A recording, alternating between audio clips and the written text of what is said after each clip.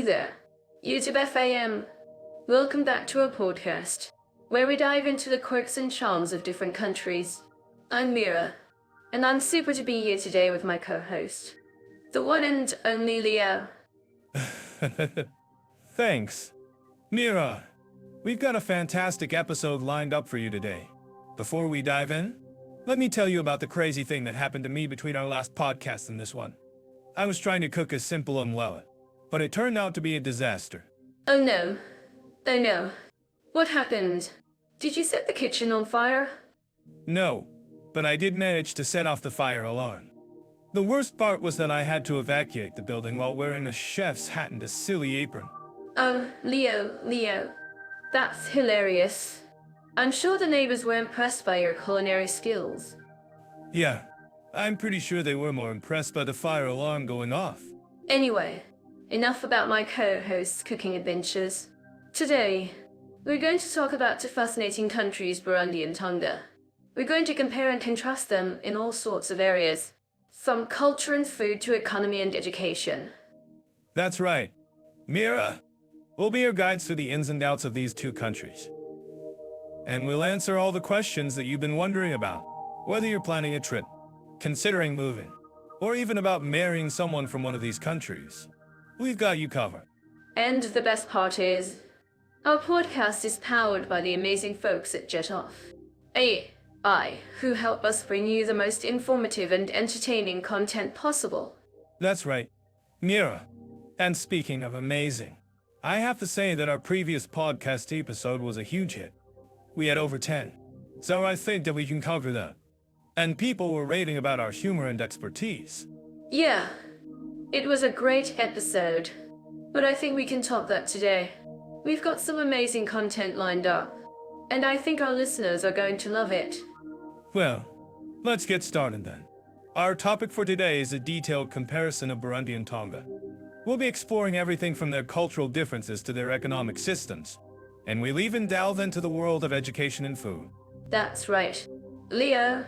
And to make things even more interesting, we'll be sharing some personal anecdotes and stories about our experiences in these countries. So, grab a snack, get comfortable, and let's dive into the wonderful world of Burundi and Tonga. Sounds like a plan. Mira! And don't forget to like and subscribe to our channel for more episodes like this one. We'll be back with more exciting content soon. I'm curious about Burundi's crime situation. Have you come across any reports on street crime or petty theft? Actually, I found some stats that show Burundi has a relatively low crime rate compared to other African countries. However, there are concerns about armed robbery and gang-related violence in some areas. That's interesting.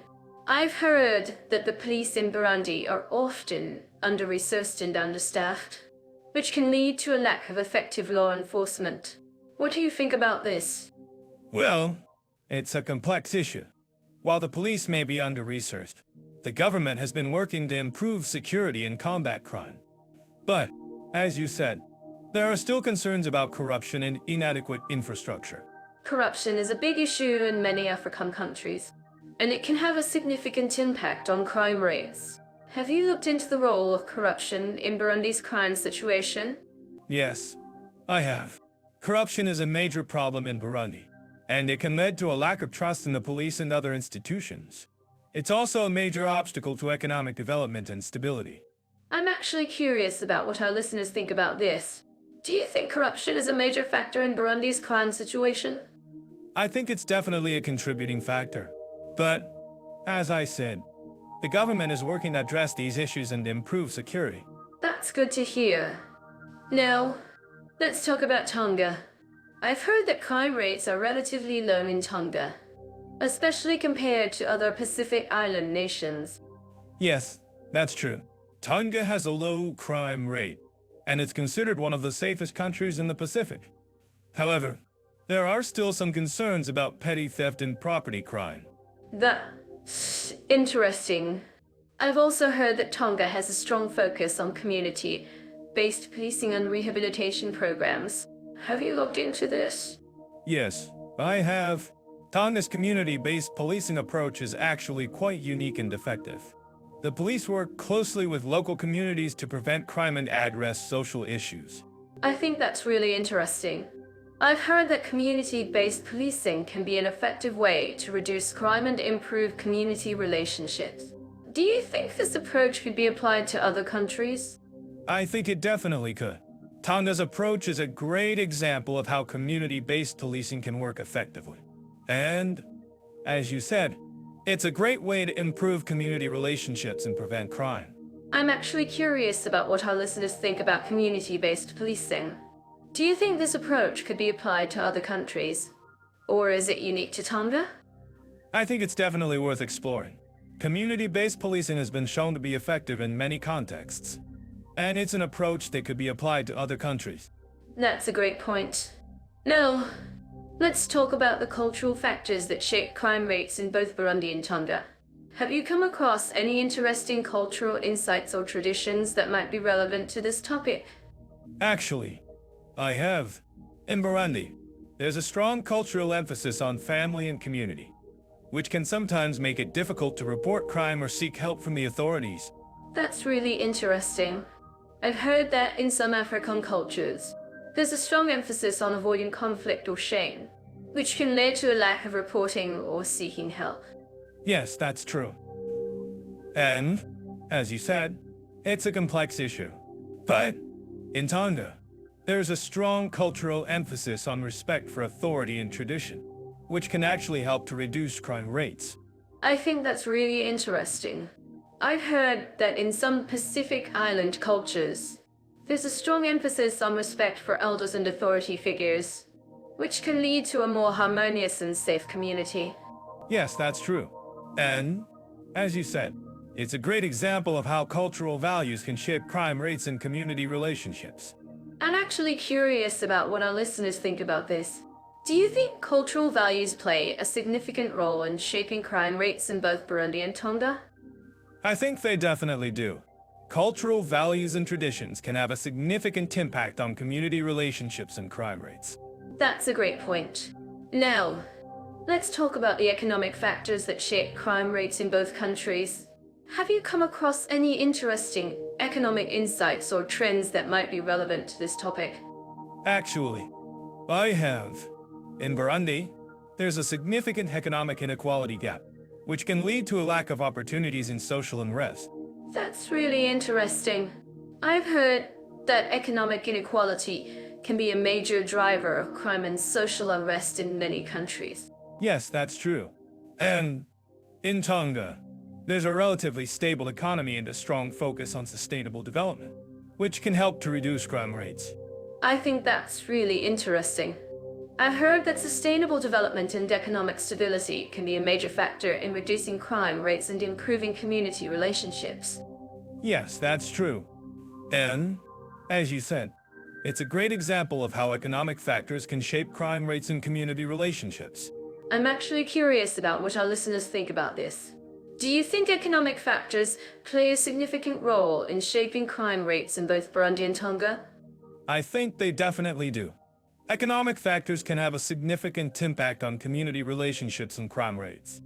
That's a great point. Now, let's talk about the role of education in reducing crime rates in both countries. Have you come across any interesting education-related insights or trends that might be relevant to this topic? Actually, I have.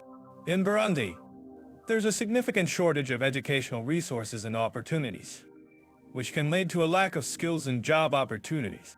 That's really interesting. I've heard that education can be a major factor in reducing crime rates and improving community relationships. Yes, that's true. And, in Tonga, there's a strong focus on education and skills development, which can help to reduce crime rates and improve community relationships. I think that's really interesting. I've heard that education and skills development can be a major factor in reducing crime rates and improving community relationships. Yes, that's true. And, as you said, it's a great example of how education can shape crime rates and community relationships. I'm actually curious about what our listeners think about this. Do you think education plays a significant role in reducing crime rates in both Burundi and Tonga? I think it definitely does. Education and skills development can have a significant impact on community relationships and crime rates. That's a great point. I think we've covered some really interesting topics today, and I'm curious to hear what our listeners think about these issues. I agree. It's been really informative to discuss these topics, and I'm sure our listeners will. Burundi and Tonga, two countries with distinct approaches to governance and social harmony. Let's dive into the complexities of Burundi's political landscape. For instance, how do you think the country's presidential system affects social cohesion? Great question. Mira, Burundi's presidential system can be quite eventful. With multiple factions and power struggles, it's no wonder that social harmony can be a challenge. But, if I'm being honest, I'm more intrigued by the contrast between Burundi and Tonga. Tonga, with its constitutional monarchy and parliament, seems like a more stable and peaceful environment. Or am I just romanticizing it? Well, Leo, you're not entirely wrong. Tonga does have a reputation for being one of the most peaceful countries in the world. But let's not forget that Burundi has made significant strides in recent years. The country has implemented measures to promote national unity and reconciliation. For example, the government has established a Truth and Reconciliation Commission to address past human rights abuses. That's fascinating. Mira, I didn't know about the Truth and Reconciliation Commission. I can see how that would help to promote social harmony. But I'm still curious about the cultural context of Burundi. How do the local communities view the government? And what role do traditional leaders play in maintaining social cohesion? Excellent question, Leo. In Burundi, traditional leaders, such as the king and the chiefs, play a vital role in maintaining social harmony. They often serve as mediators in conflicts and provide guidance on community issues. From what I've observed, the local communities have a strong sense of respect for these traditional leaders. In fact, I've heard that the king is often referred to as the father of the nation.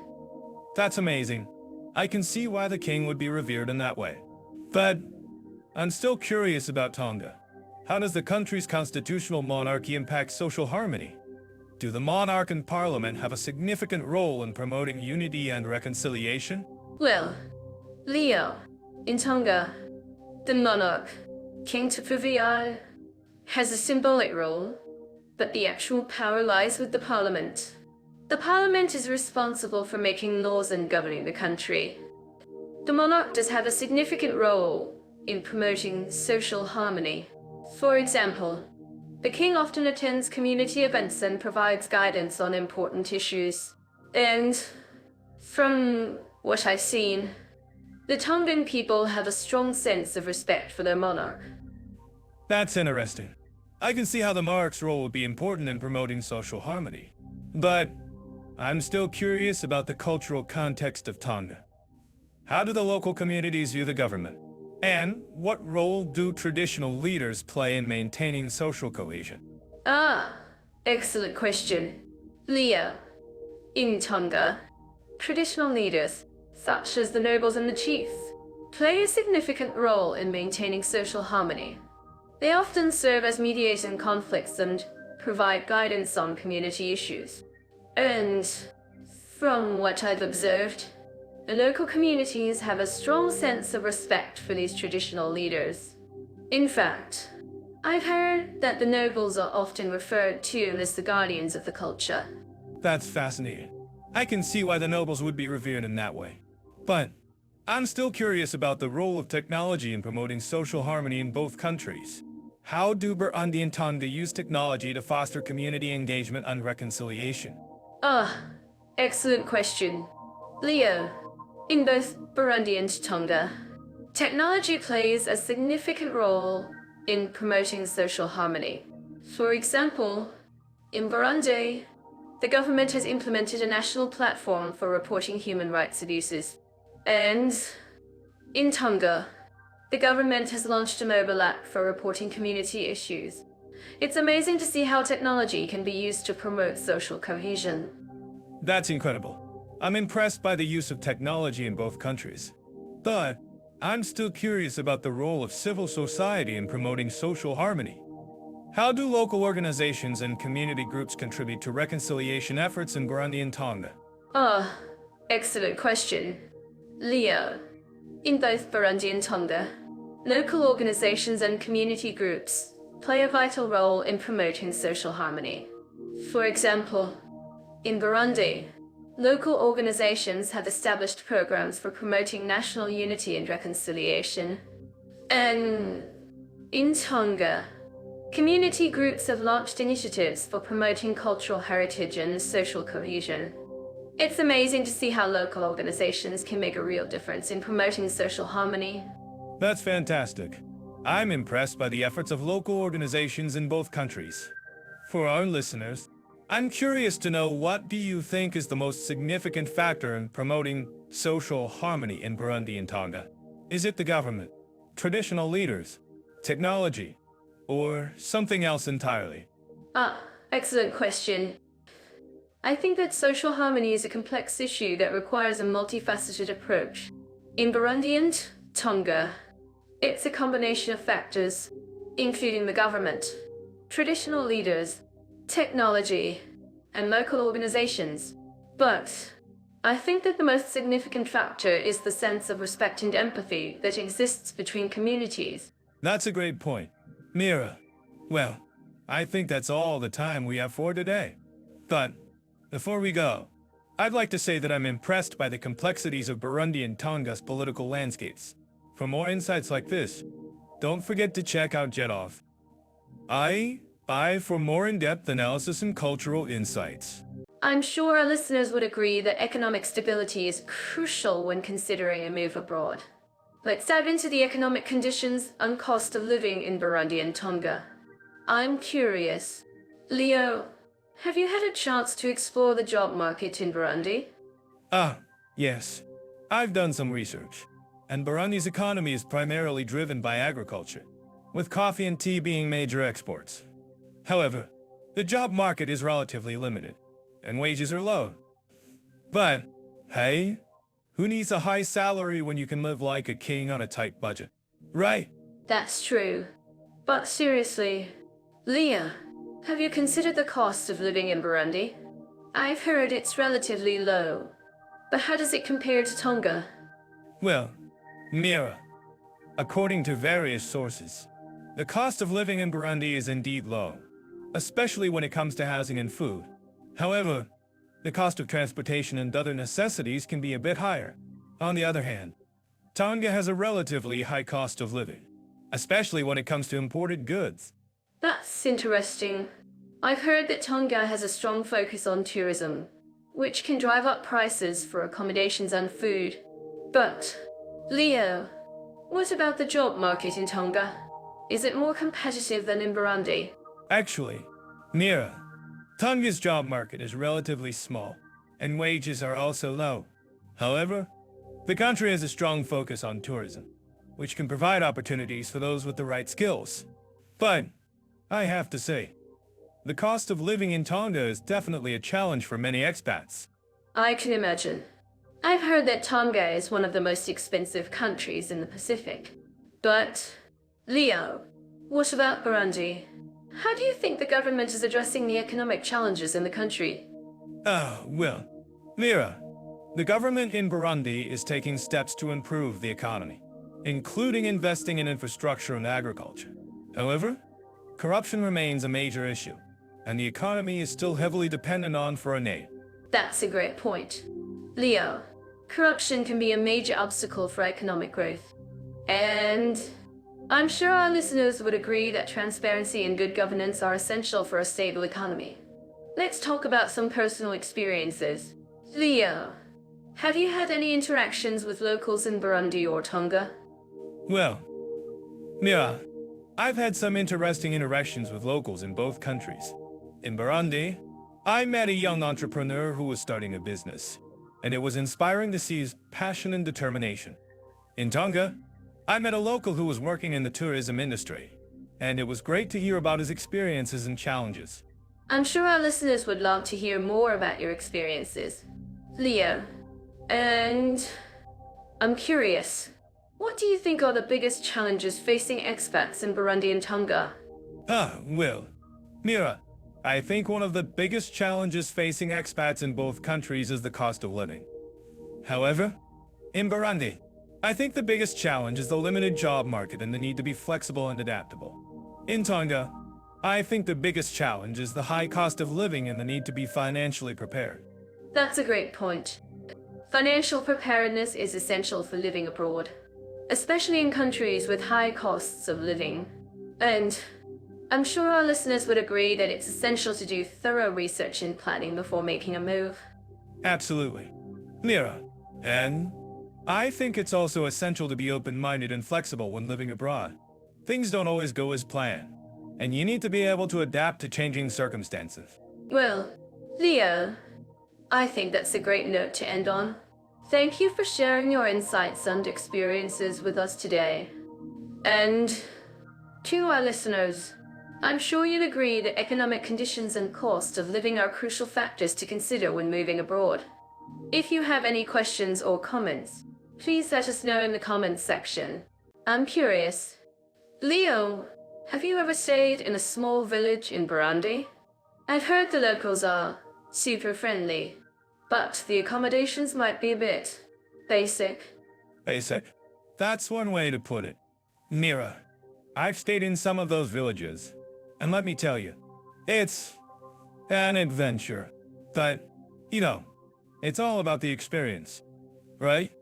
The people, the culture, the food. It's all part of the fun. Exactly. And that's what I love about traveling. But for our listeners who might be of moving to Burundi, I'm sure they'd appreciate some guidance on what to expect. Have you ever stayed in a hotel in Burundi? Leo? Yes, I have. And let me tell you, it's a mixed bag. Some of the hotels are top-notch, while others, well, let's just say they're more like hostels. But, hey, that's all part of the adventure, right? Right. And I'm sure our listeners would love to hear more about your experiences. In fact, I'm certain that our listeners living in Burundi would agree with me that the accommodations can be a bit unpredictable. Unpredictable is one way to put it, Mira.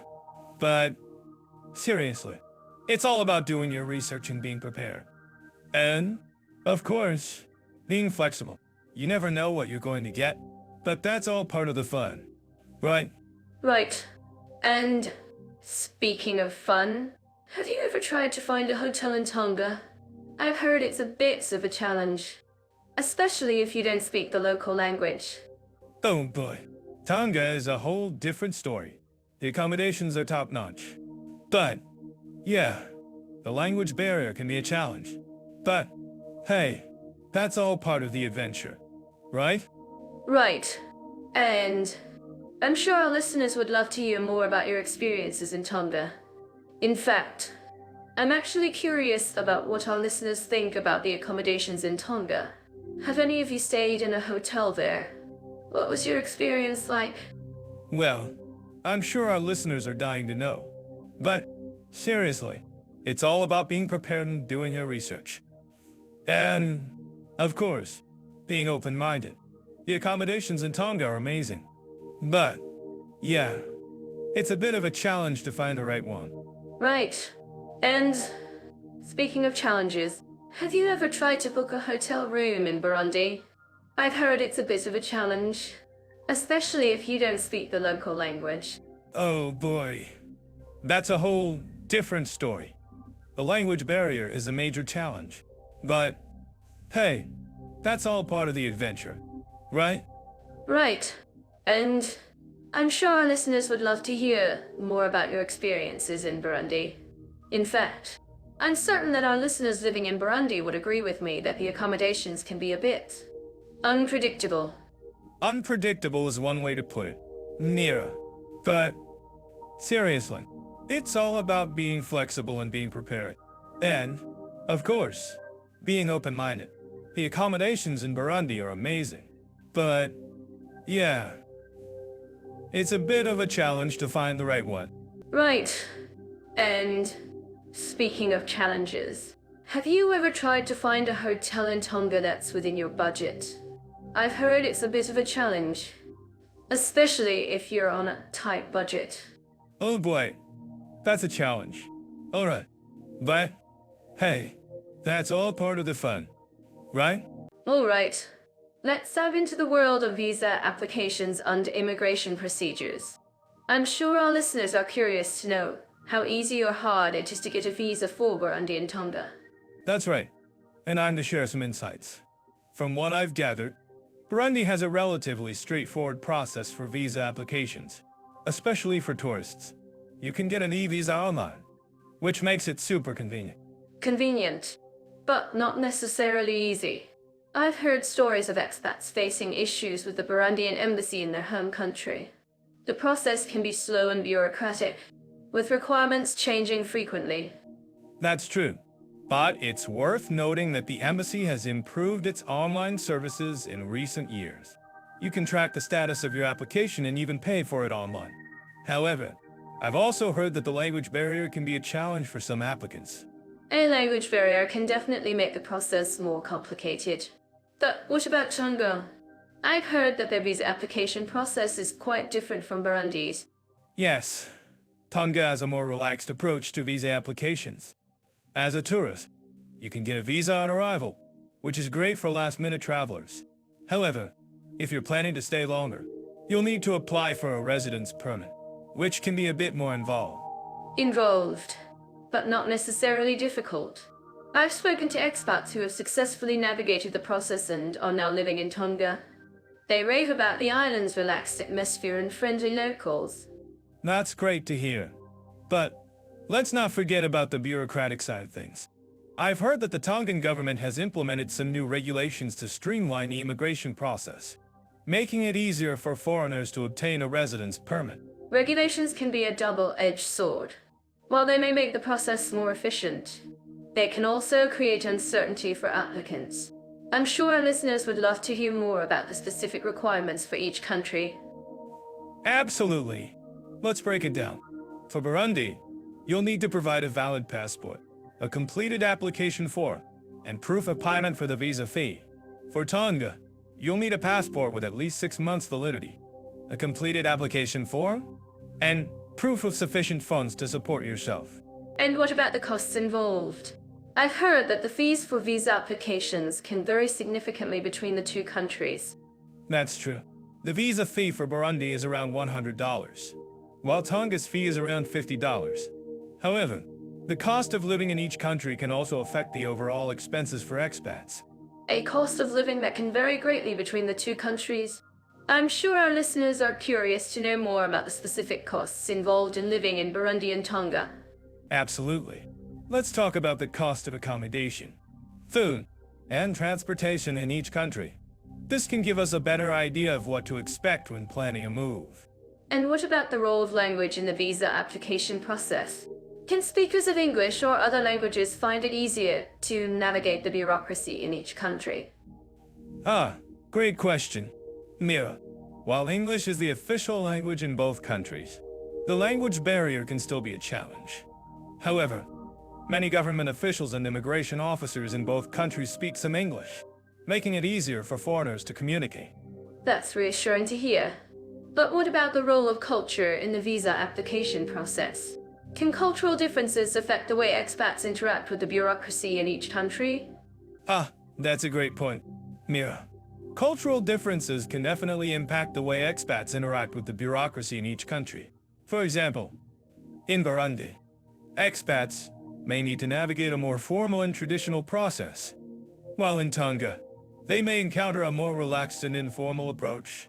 And what about the role of technology in the visa application process? Can online tools and resources make it easier for expats to navigate the bureaucracy in each country? That's a great question.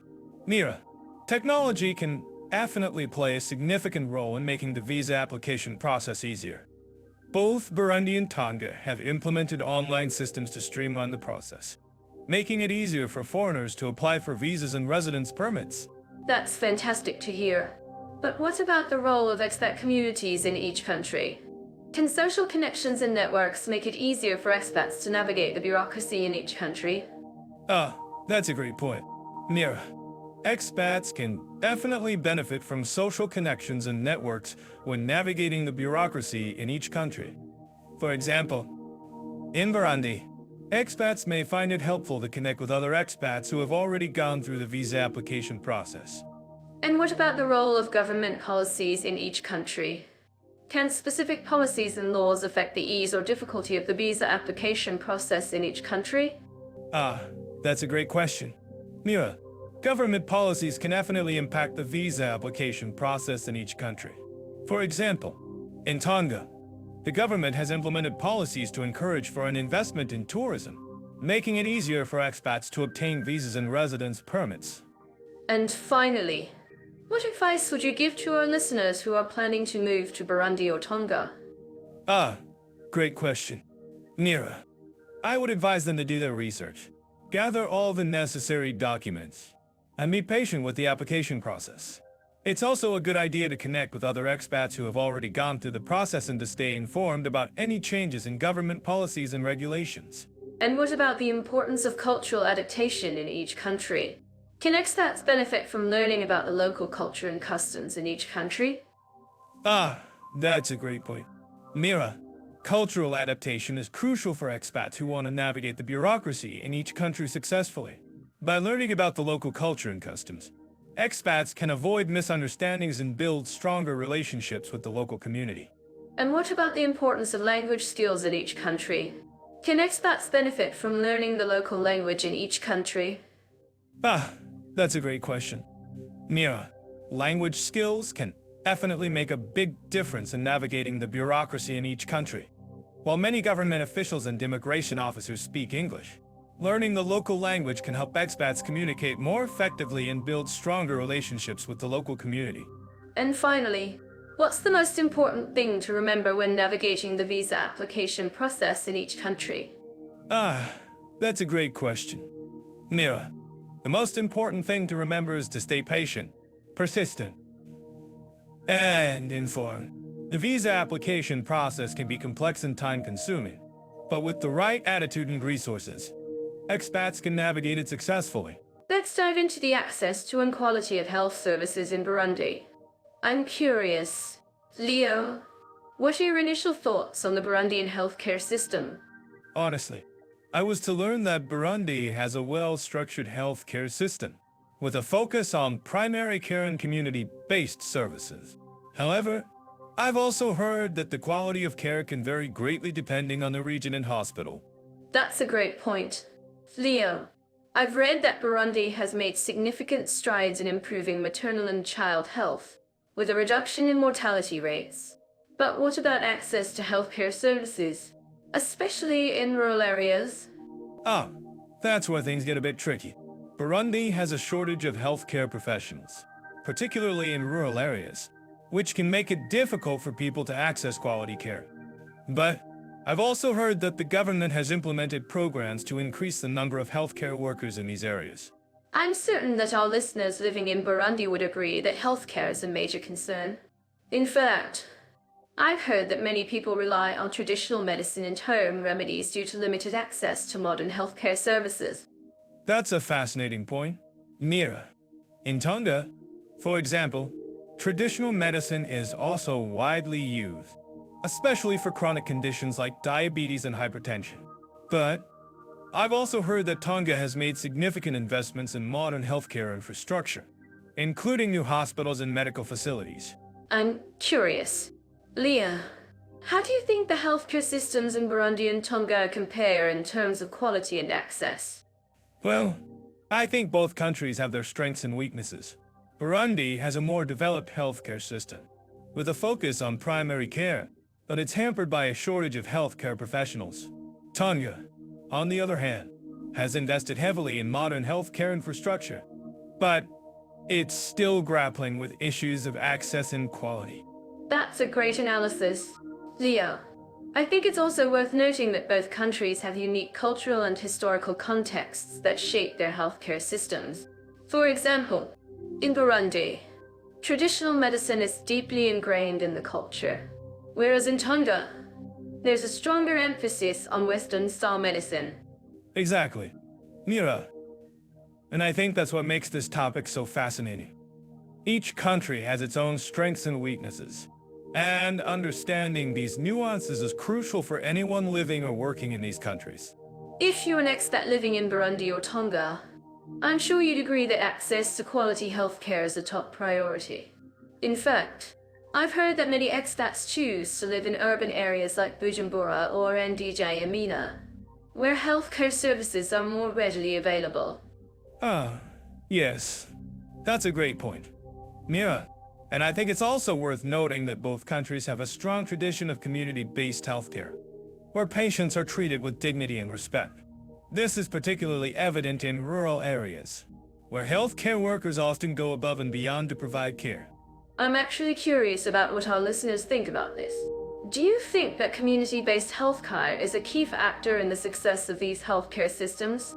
I think it's definitely worth exploring further. In fact, I've heard that some healthcare organizations in Burundi and Tonga are experimenting with innovative community-based models that combine traditional and modern healthcare practices.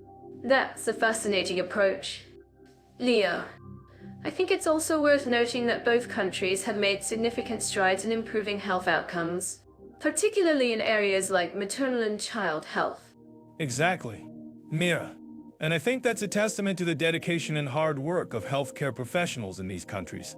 But I also think it's worth noting that there's still much work to be done to improve access to quality healthcare, particularly in rural areas.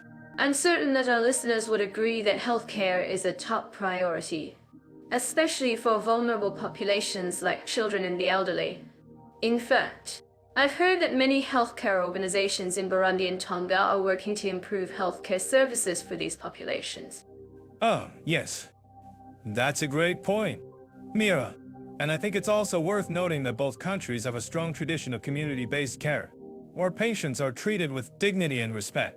This is particularly evident in rural areas, where healthcare workers often go above and beyond to provide care. I'm actually curious about what our listeners think about this. Do you think that community-based healthcare is a key factor in the success of these healthcare systems? I think it's definitely worth exploring further. In fact, I've heard that some healthcare organizations in Burundi and Tonga are experimenting with innovative community-based models that combine traditional and modern healthcare practices. That's a fascinating approach. Leo, I think it's also worth noting that both countries have made significant strides in improving health outcomes, particularly in areas like maternal and child health. Exactly. Mira. And I think that's a testament to the dedication and hard work of healthcare professionals in these countries. But I also think it's worth noting that there's still much work to be done to improve access to quality healthcare, particularly in rural areas. I think it's also worth mentioning that both countries have unique healthcare challenges, such as the lack of healthcare professionals in rural areas and the need for more modern healthcare infrastructure. Oh, yes. That's a great point. Mira. And I think it's also worth noting that both countries have a strong tradition of community-based care, where patients are treated with dignity and respect. This is particularly evident in rural areas, where healthcare workers often go above and beyond to provide care. I'm actually curious about what our listeners think about this. Do you think that community-based healthcare is a key factor in the success of these healthcare systems? I think it's definitely worth exploring further. In fact, I've heard that some healthcare organizations in Burundi and Tonga are experimenting with innovative community-based models that combine traditional and modern healthcare practices. That's a fascinating approach. Leo, I think it's also worth noting that both countries have made significant strides in improving health outcomes, particularly in areas like maternal and child health. Exactly. Mira. And I think that's a testament to the dedication and hard work of healthcare professionals in these countries. But I also think it's worth noting that there's still much work to be done to improve access to quality healthcare, particularly in rural areas. I think it's also worth mentioning that both countries have unique healthcare challenges, such as the lack of healthcare professionals in rural areas and the need for more modern healthcare infrastructure. Ah, yes. That's a great point. Mira. And I think it's also worth noting that both countries have a strong tradition of community-based care, where patients are treated with dignity and respect. This is particularly evident in rural areas, where healthcare workers often go above and beyond to provide care. If you think this is wrong, please let us know in the comments. Alright, let's dive into transportation, infrastructure, and convenience in Burundi and Tonga. I bet our listeners in Burundi are familiar with the challenges of navigating their capital. Bujumbura is chaotic traffic. I can imagine. Burundi's traffic congestion is legendary. I've heard rumors of drivers using the sidewalks as an alternative route. Oh, that's not surprising. In Burundi, public transportation is mostly limited to buses and taxis, which can be a bit unpredictable. But have you heard about Tonga's transportation system? Actually, I was just reading about it. Tonga has a unique system where they use boats to transport people and goods between the islands. It's like a mini ferry system. That's fascinating. In a way, it's also a challenge. The boats can be affected by the weather, and sometimes the schedules aren't very reliable. I bet our listeners in Tonga have experienced this firsthand. I'm sure they have. But, in all seriousness, Tonga's transportation system is also quite limited.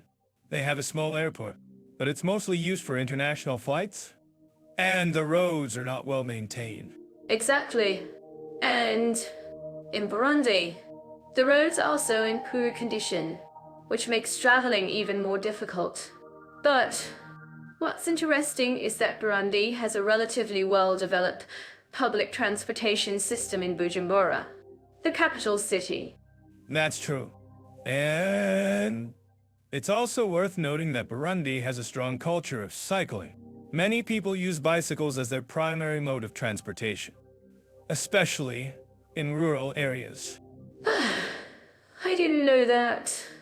Cycling is a great way to navigate the countryside, and it's also a great way to get some exercise.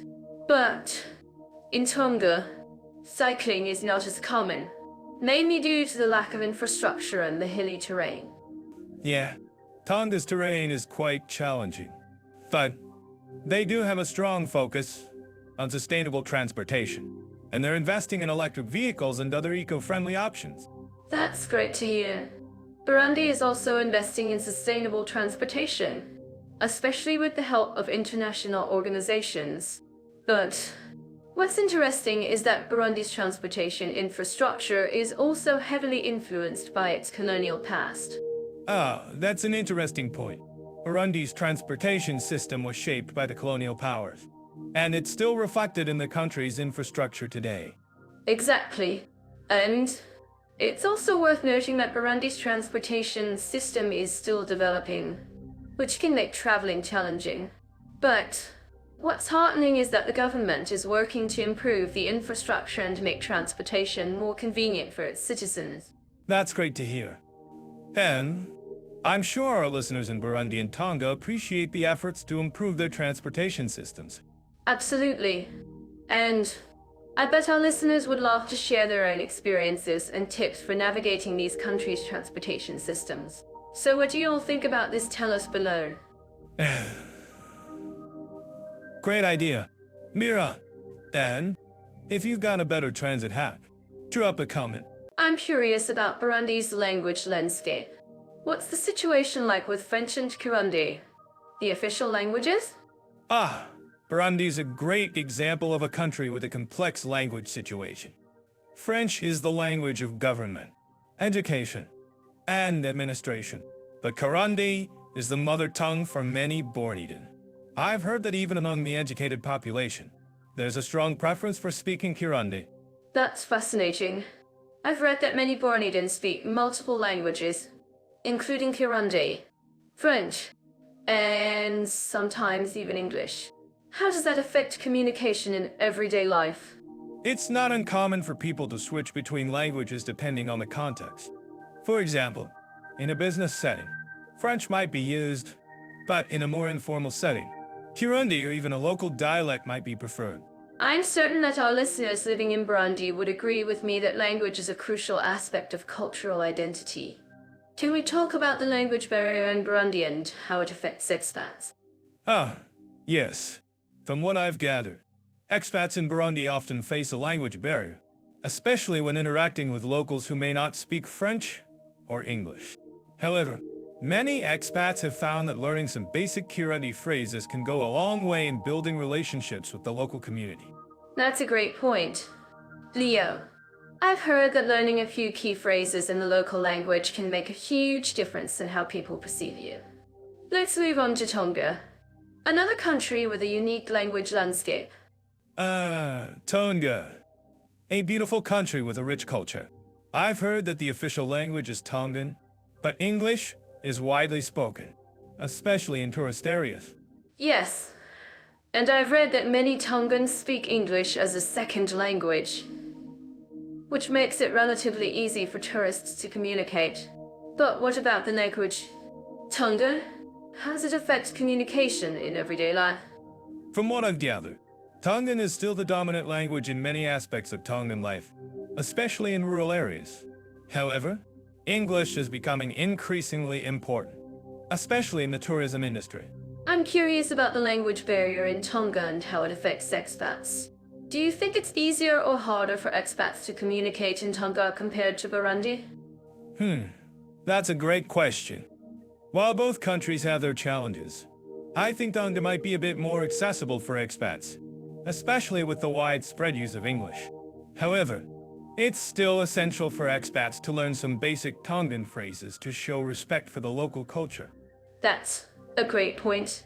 Leah, I'm actually curious about what our listeners think about this. If you're an expat living in either Burundi or Tonga, please share your experiences with language barriers in the comments. Yes. And I'd like to add that both Burundi and Tonga have a rich cultural heritage, and language is a vital part of them. While language barriers can be challenging, they can also be an opportunity to learn and grow. Absolutely. Leo, language is a key aspect of cultural identity, and it's essential to appreciate and respect the local language and culture. Let's move on to the next topic and see how language affects cultural communication in both countries. Great idea. Mira, I'm to see where this conversation takes us. And I'm sure our listeners are eager to learn more about Burundi and Tonga. Stay tuned for our next topic. And don't forget to like and subscribe to our podcast for more exciting content. And don't forget to share your thoughts and experiences in the comments. We'd love to hear from you. Dive into the cultural diversity and tolerance in Burundi and Tonga.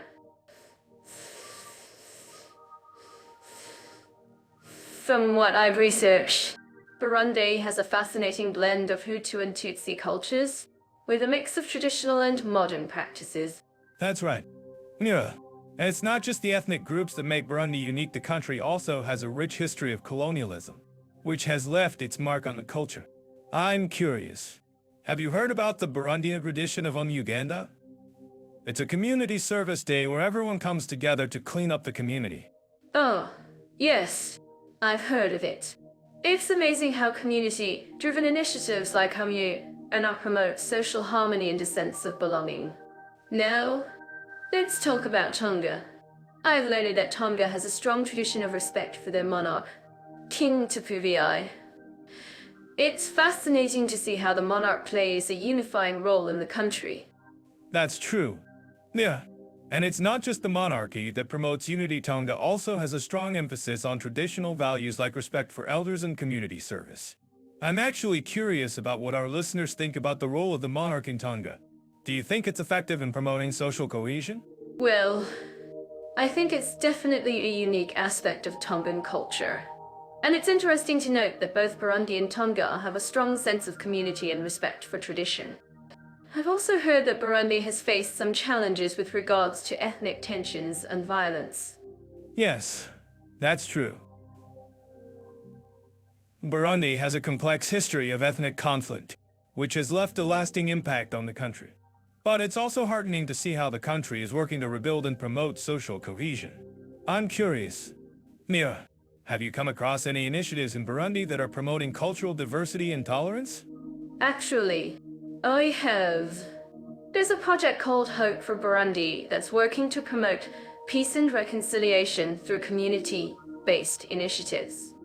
It's amazing to see how grassroots efforts can make a real difference in promoting social harmony. That's fantastic, Mira. And it's a great example of how cultural diversity and tolerance can be promoted through community-driven initiatives. Now, let's talk about Tonga's approach to cultural diversity and tolerance.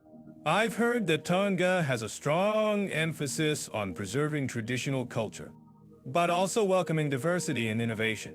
That's right, Leah. And it's interesting to note that Tonga has a unique blend of traditional and modern practices. For example, the country has a strong tradition of tattooing, but also has a thriving art scene that incorporates modern styles and techniques. Ah, that's fascinating. I've also heard that Tonga has a strong tradition of storytelling and oral history. Do you think that's an important aspect of cultural diversity and tolerance in Tonga? Absolutely, Leo. Storytelling is a powerful way to preserve cultural heritage and promote social cohesion. And it's not just about preserving the past, it's also about promoting a sense of shared identity and community. That's so true, Mira. And it's a great example of how cultural diversity and tolerance can be promoted through storytelling and oral history. I'm actually curious about what our listeners think about the importance of preserving traditional culture in Tonga. Do you think it's worth preserving? Or should Tonga focus on modernizing and adapting to changing times? Well, I think it's definitely a complex issue. But from what I've learned, it seems that Tonga is doing a great job of balancing traditional culture with modernization and innovation. And it's heartening to see how the country is working to promote cultural diversity and tolerance through initiatives like the Tonga Arts and Culture Festival. That's fantastic, Mira. And it's a great example of how cultural diversity and tolerance can be promoted through community-driven initiatives and cultural events. I'm actually curious about what our listeners think about the role of cultural festivals in promoting social cohesion. Do you think they're effective, or are they just a fun way to celebrate cultural diversity? Well, I think they're definitely both. Cultural festivals are a great way to celebrate cultural diversity and promote social cohesion. And they're also a great way to bring people together and promote a sense of community. That's so true, Mira. And it's a great way to end our discussion on cultural diversity and tolerance in Burundi and Tonga. I'm actually curious about what our listeners think about the importance of promoting cultural diversity and tolerance in these countries. Do you think it's a priority, or is it something that can be overlooked? Well, I think it's definitely a priority. Cultural diversity and tolerance are essential for promoting social cohesion and community well-being. And it's heartening to see how both Burundi and Tonga are working to promote these values through community-driven initiatives and cultural events. That's a great note to end on, Mira. And it's a great reminder that cultural diversity and tolerance are essential for promoting social cohesion and community well-being.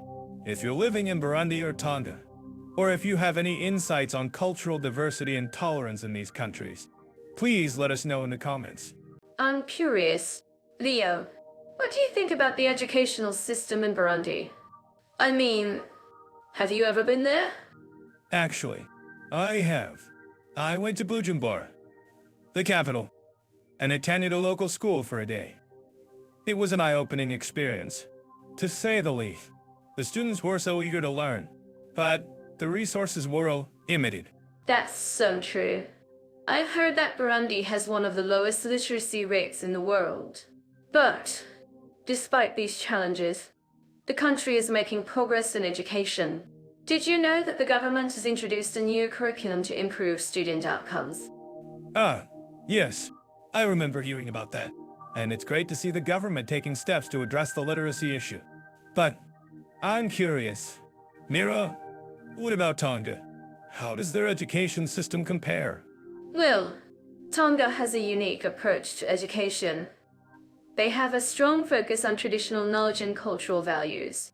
In fact, the Tongan language is one of the most difficult languages to learn. But it's also incredibly rich in cultural significance. Wow, that's fascinating. I didn't know that. And I'm sure our listeners would love to learn more about it. Mira, can you tell us more about the language schools in Tonga? How do they support language acquisition? Yes. The language schools in Tonga are actually quite impressive.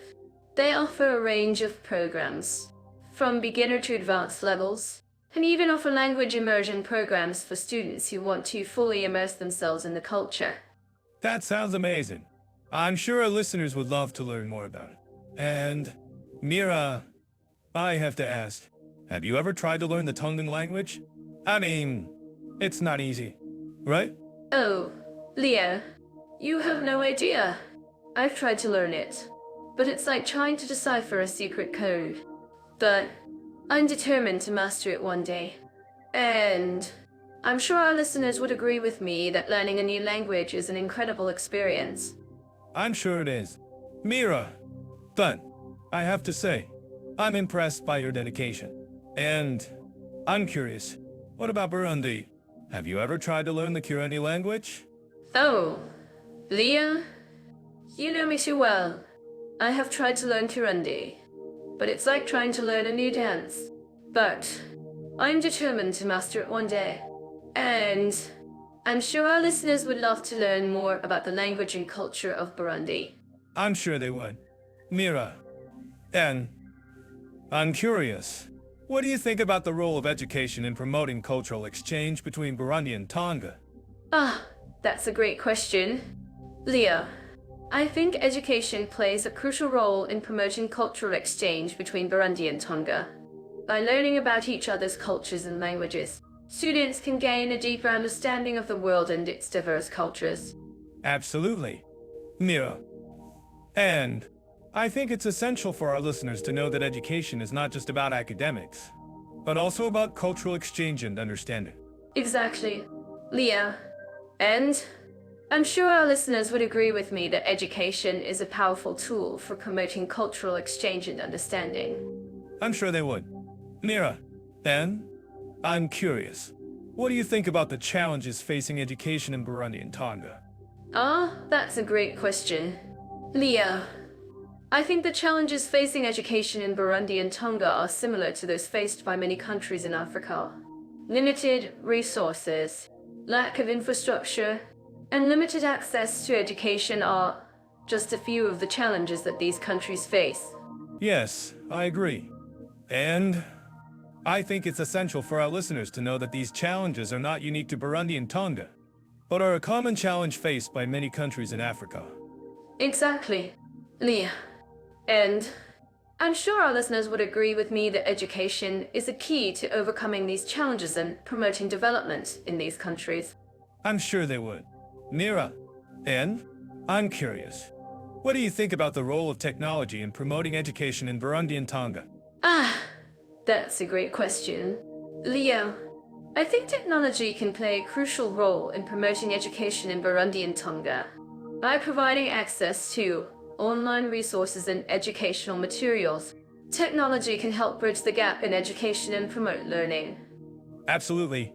Mira, and I think it's essential for our listeners to know that technology is not just a tool for education, but also a means of promoting cultural exchange and understanding. Exactly. And I'm sure our listeners would agree with me that technology can be a powerful tool for promoting education and cultural exchange. I'm sure they would. Mira, and I'm curious, what do you think about the importance of language in promoting cultural exchange between Burundi and Tonga? Oh, that's a great question. Leo, I think language is essential for promoting cultural exchange between Burundi and Tonga. By learning each other's languages, students can gain a deeper understanding of the culture and customs of the other country. Absolutely. Mira, and I think it's essential for our listeners to know that language is not just a means of communication, but also a key to promoting cultural understanding and exchange. Exactly. Leo.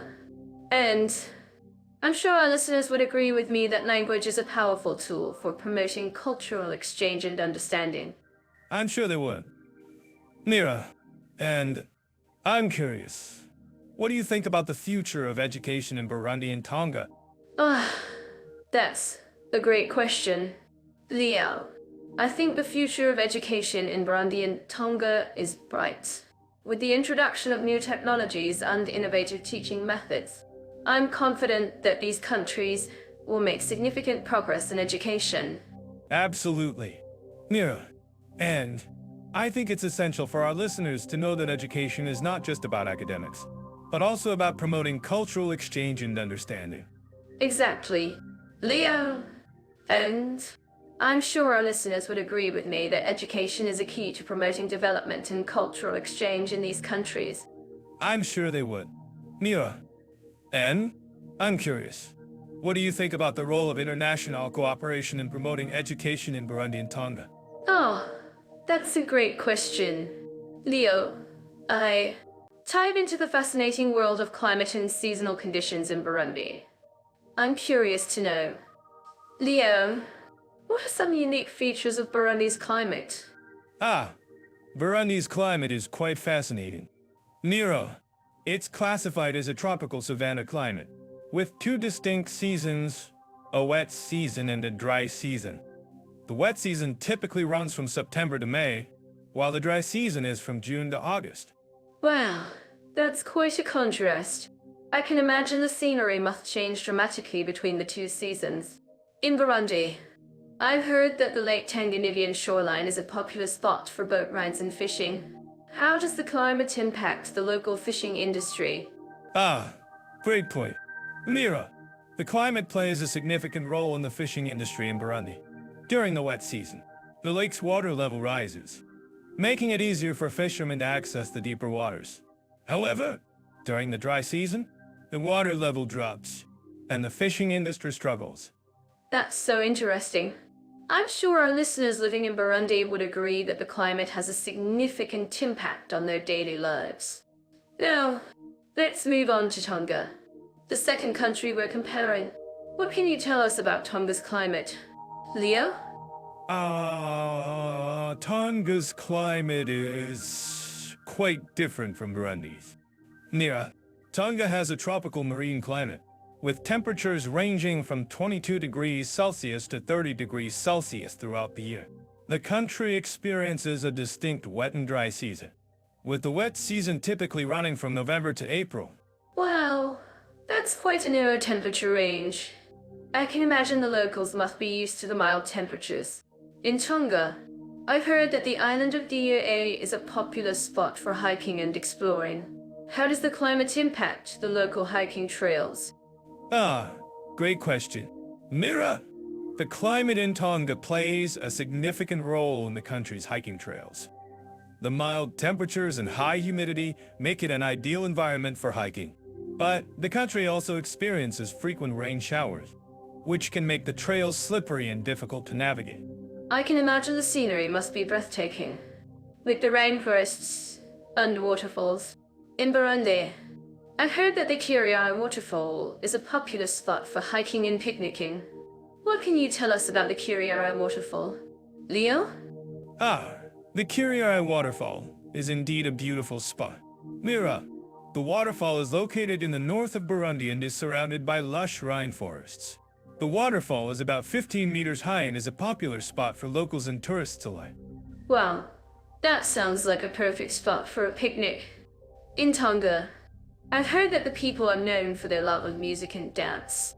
How does the climate impact the local music and dance traditions? Ah, great question. Mira, the climate in Tonga plays a significant role in the local music and dance traditions. The mild temperatures and high humidity make it an ideal environment for outdoor performances. But the frequent rain showers also provide a unique opportunity for traditional dances like the Aha dance, which is performed during the rainy season. Ah, that's so fascinating. I'm sure our listeners would love to learn more about the Aha dance. In Burundi, I've heard that the people are known for their love of storytelling and oral traditions. How does the climate impact the local storytelling traditions? Ah, great point. Mira, the climate in Burundi plays a significant role in the local storytelling traditions. The rainy season provides a perfect opportunity for storytelling, as people gather around the fire to share tales and stories. The climate also influences the types of stories that are told, with stories about the rainy season and the associated myths and legends being particularly popular. Well, That's so fascinating. I'm sure our listeners would love to learn more about the storytelling traditions in Burundi. Now, let's move on to some of the extreme weather events that both countries experience. In Burundi, I've heard that the country is prone to droughts and floods. What can you tell us about these events? Leah? Great question. Mira, Burundi is indeed prone to droughts and floods, which are caused by the country's location in the tropics. The wet season brings heavy rainfall, which can lead to flash flooding, while the dry season brings droughts that can last for several months. Wow, that's quite a contrast. In Tonga, I've heard that the country is prone to cyclones and tropical storms. What can you tell us about these events? Leah? Great question. Mira, Tonga is indeed prone to cyclones and tropical storms, which are caused by the country's location in the tropics. The country experiences an average of 2 to 3 cyclones per year, which can bring strong winds and heavy rainfall. That's so impressive.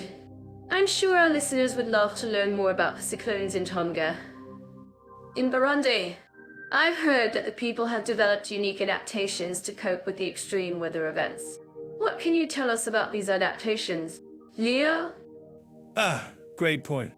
Mira, the people of Burundi have indeed developed unique adaptations to cope with the extreme weather events. For example, during the dry season, people use traditional irrigation systems to bring water to their crops, while during the rainy season, people use traditional flood control measures to prevent flooding. Well, that's so impressive. I'm sure our listeners would love to learn more about the adaptations in Burundi. In Tonga, I've heard that the people also have developed unique adaptations to cope with the cyclones. What can you tell us about these adaptations? Leah? Great question. Mira, the people of Tonga have indeed developed unique adaptations to cope with the cyclones. For example, during the cyclone season, people use traditional shelters to protect themselves from the strong winds and heavy rainfall. That's so fascinating. I'm sure our listeners would love to learn more about the shelters in Tonga. In Burundi, I've heard that the climate has a significant impact on the local agriculture. What can you tell us about the agriculture in Burundi? Leah? Great question. Mira, the climate in Burundi has a significant impact on the local agriculture. The country's fertile soil and mild temperatures make it an ideal environment for growing a variety of crops, including coffee, tea, and cotton. Wow, that's so impressive. I'm sure our listeners would love to learn more about the agriculture in Burundi. In Tonga, I've heard that the climate also has a significant impact on the local agriculture. What can you tell us about the agriculture in Tonga? Leah? Great question. Mira, the climate in Tonga has a significant impact on the local agriculture. The country. I'm sure our listeners are eager to dive into the culinary delights of Burundi and Tonga. When it comes to food culture, both countries have a rich heritage that reflects their unique histories and traditions. Let's start with Burundi, a landlocked country in East Africa known for its vibrant markets and delicious cuisine. Yes. Burundi's cuisine is a true reflection of its African roots. You'll find a mix of traditional dishes like amitsima, a thick cornmeal porridge, and ikivugu too, a stew made with vegetables and meat. But what really stands out is the use of local ingredients like cassava, sweet potatoes, and plantains. That's right. Leo! And don't even get me started on the street food in Burundi. You can find vendors selling everything from roasted peanuts to grilled meat skewers. And let's not forget about the famous Burundian coffee, which is known for its rich flavor and aroma. Yes. The coffee. I've heard it's a game changer. But seriously, Nia, Burundi's food culture is all about community and sharing. You'll often see families gathering around the table to share meals and stories. It's a truly warm and welcoming experience. I'm certain that our listeners living in Burundi would agree with me. The sense of community and sharing is indeed a big part of Burundian culture. And speaking of sharing, let's talk about Tonga, a small island nation in the Pacific Ocean known for its stunning beaches and crystal clear waters. Tonga. A country that's all about fresh seafood and tropical flavors. you'll find a mix of traditional dishes like odika, a raw fish dish, and luku'alofa, a steamed fish dish. And let's not forget about the famous Tongan coconut milk, which is used in everything from soups to desserts. That sounds delicious. And I'm sure our listeners are curious about the nutritional aspects of these dishes. In Burundi, for example, you'll find a lot of plant-based options like cassava and sweet potatoes, which are rich in fiber and vitamins. Exactly. And in Tonga, you'll find a lot of seafood options like fish and shellfish, which are rich in protein and omega-3 fatty acids. But what's really interesting is the use of local ingredients like coconuts and tropical fruits, which are not only delicious but also packed with nutrients. Ah, yes. And let's not forget about the innovative food solutions in both countries. In Burundi, you'll find a growing trend of using solar-powered ovens to cook meals, which not only reduces energy consumption, but also provides a healthier cooking option. That's amazing. And in Tonga, you'll find a lot of eco-friendly initiatives like using recycled materials to make cooking utensils and reducing food waste. It's a great example of how food culture can be both delicious and sustainable.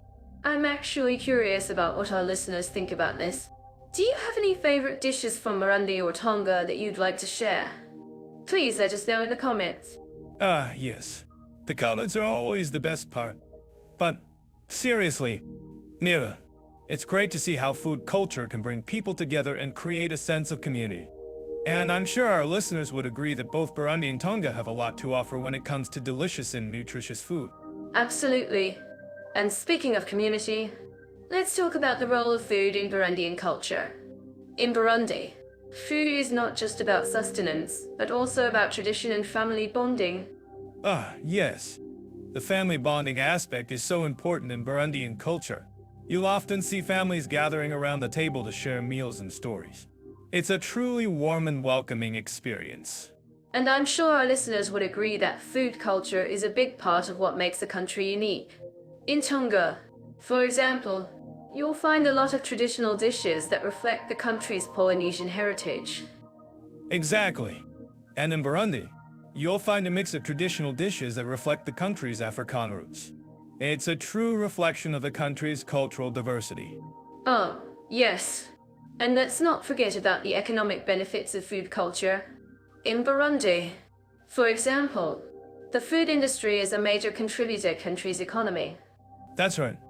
Mira, and in Tonga, you'll find a growing tourism industry that's based on the country's unique food culture.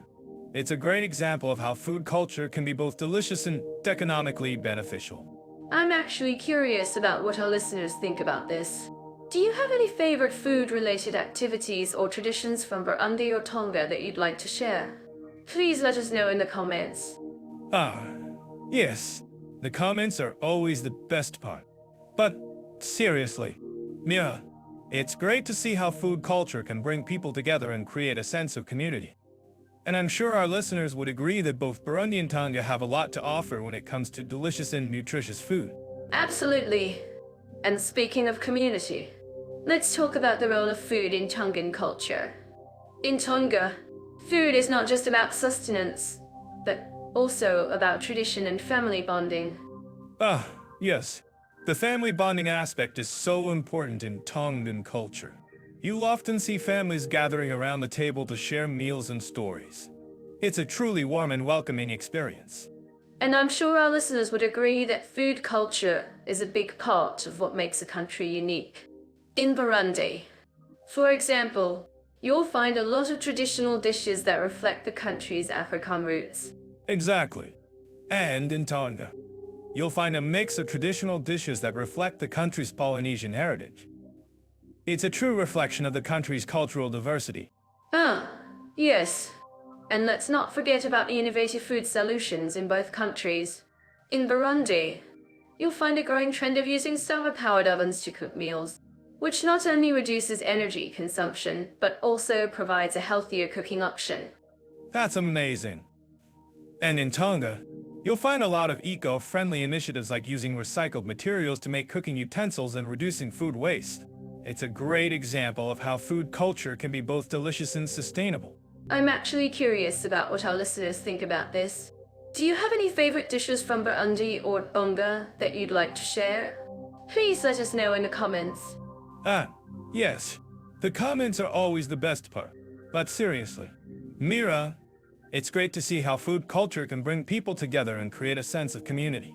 And I'm sure our listeners would agree that both Burundi and Tonga have a lot. I'm thrilled to explore the historical, cultural, and artistic values of Burundi and Tonga. Let's dive into the rich heritage of these two countries, shall we? I'm certain that our listeners living in Burundi would agree with me that the country's history is deeply rooted in its traditional kingdoms and colonial past. That's right. Mira, Burundi's cultural heritage is a fascinating blend of traditional and colonial influences. I'm actually curious about what our listeners think about the role of colonialism in shaping Burundi's cultural identity. Ah, great point. Leo, colonialism did leave an indelible mark on Burundi's culture, but the country has also managed to preserve its traditional customs and practices. I think it's wonderful that Burundi has been able to balance its modernity with its rich cultural heritage. Absolutely. Mira, and speaking of cultural heritage, have you ever heard of the legendary Burundian musician, Jean Bosco Mwenda? He's a national treasure, and his music is a great representation of Burundi's rich cultural heritage. Wow, I hadn't heard of him, but now I'm intrigued. Just off. AI loves uncovering stories like this. And so do we. It's amazing how music can bring people together and transcend cultural boundaries. Exactly. Mira, music is a universal language, and it's a great way to connect with people from different cultures. And speaking of cultural connections, I've always been fascinated by the way Burundian and Tongan cultures share similarities in their traditional dances and music. Really? I wouldn't have thought that. Can you tell us more about that? Leo? I'm curious to learn more about the cultural connections between these two countries. Well, Mira, both Burundian and Tongan cultures have a strong emphasis on traditional dances and music, particularly in their ceremonies and celebrations. For example, the Burundian traditional dance, the Inyambo, is similar to the Tongan traditional dance, the Tiaulange. Wow, that's fascinating. I didn't know that. It's amazing how different cultures can share commonalities despite being geographically far apart. And speaking of geographical diversity, have you ever heard of the majestic Lake Tanganyika, which borders Burundi? Ah, yes. Lake Tanganyika is an incredible natural wonder, and it's a great example of Burundi's natural beauty. And speaking of natural beauty, I've always been fascinated by the way Tonga's unique geography has shaped its culture and traditions. I'm intrigued. Leo, can you tell us more about that? I'm curious to learn more about how Tonga's geography has influenced its culture. Well, Mira, Tonga's unique geography has created a culture that is deeply connected to the land and the sea. For example, the Tongan people have a strong tradition of fishing and seafaring, which has had a significant impact on their culture and traditions. That's so cool. I didn't know that. It's amazing how geography can shape a culture and create such unique traditions. And speaking of unique traditions, have you ever heard of the Tongan kaka or dance, which is a traditional dance that is performed during ceremonies and celebrations? Ah, yes. The kakala dance is an incredible tradition, and it's a great example of Tonga's rich cultural heritage. And speaking of cultural heritage, I think it's wonderful that both Burundi and Tonga have been able to preserve their traditional customs and practices despite the influences of modernity. Absolutely. Leo, it's a testament to the resilience and cultural pride of the people of Burundi and Tonga. And speaking of cultural pride, I think it's wonderful that our listeners can learn more about these two countries and their rich cultural heritage through resources like Jetov AI. Well said. Mira, Jetov AI is a great resource for learning more about different cultures and traditions. And speaking of learning more, I'm curious about what our listeners think about the role of cultural heritage in shaping our identities. Ah, great question. Leo, I think cultural heritage plays a significant role in shaping our identities and connecting us to our past. And speaking of connections, I think it's wonderful that Burundi and Tonga have been able to establish cultural connections and exchanges despite their geographical distance. Exactly. Mira, cultural connections and exchanges are a great way to build bridges between different cultures and traditions.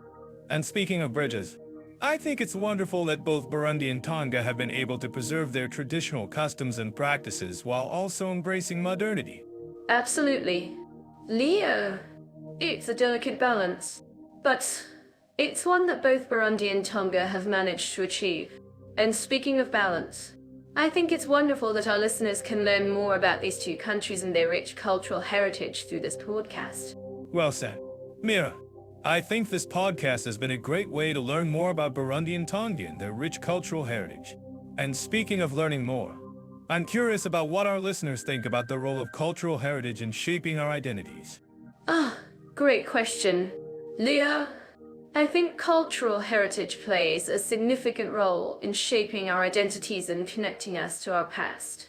And speaking of connections, I think it's wonderful that Burundi and Tonga have been able to establish cultural connections and exchanges despite their geographical distance. Exactly. Mira, cultural connections and exchanges are a great way to build bridges between different cultures and traditions. And speaking of bridges, I think it's wonderful that both Burundi and Tonga have been able to preserve their traditional customs and practices while also embracing modernity. Absolutely. Leo, it's a delicate balance, but it's one that both Burundi and Tonga have managed to achieve. And speaking of balance, I think it's wonderful listeners can learn more about these two countries and their rich cultural heritage through this podcast. Well said. Mira, I think this podcast has been a great way to learn more about Burundi and Tonga and their rich cultural heritage. And speaking of learning more, I'm curious about what our listeners think about the role of cultural heritage in shaping our identities. Great question. Leo, I think cultural heritage plays a significant role in shaping our identities and connecting us to our past.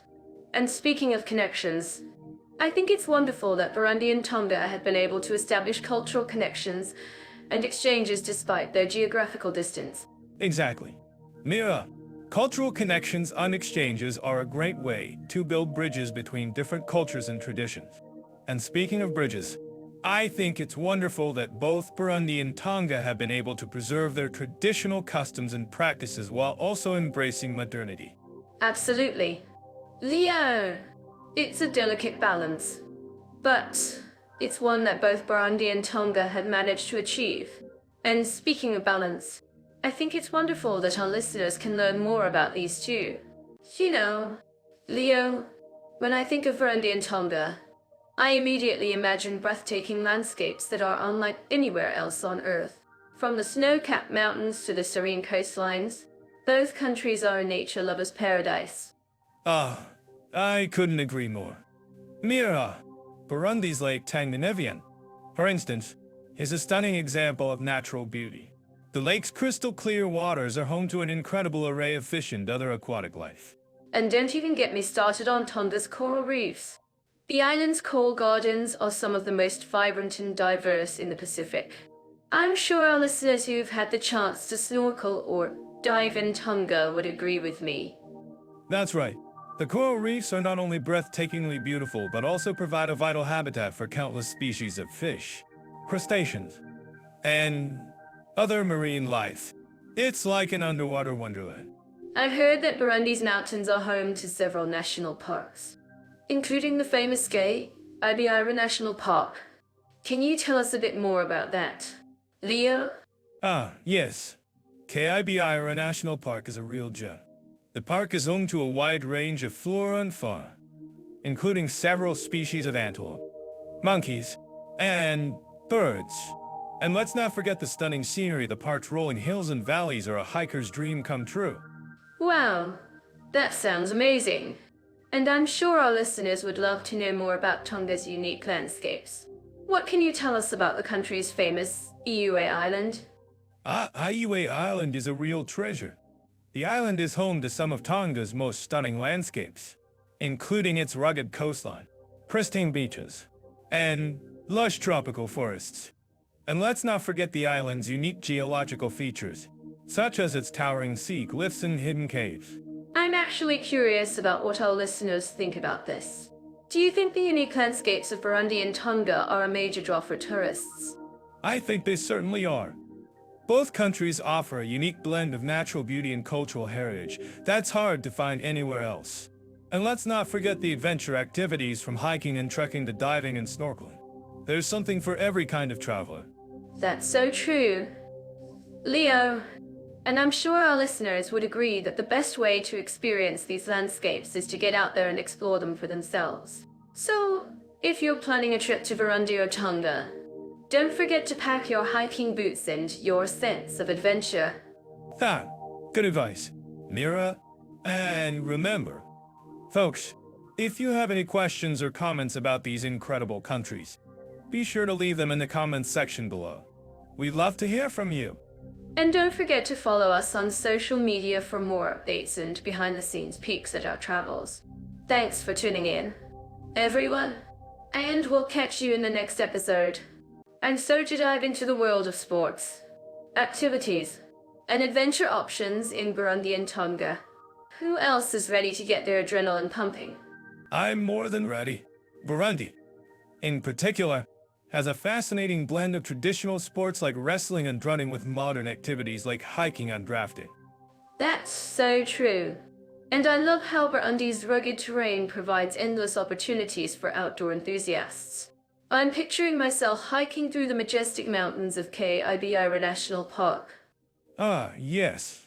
And Tonga, on the other hand, offers a more laid-back approach to adventure. With its crystal-clear waters and coral reefs, it's a snorkeler's paradise. Absolutely. But I'm sure our listeners would love to know more about the sports scene in Tonga. Do you think they have any unique or traditional sports that we should highlight? Actually, Tonga has a rich tradition of rugby, and their national team has even competed in the Pacific Games. But I'm more curious about the adventure options in Burundi. Have you heard about the Mount Hay trek? Oh, yes. I've heard it's a challenging but rewarding hike that takes you through some of the most stunning landscapes in Burundi. And I'm sure our listeners would love to know more about the trekking community in the country. That's a great point. I'm sure many of our listeners would be interested in learning more about the trekking community and how to get involved.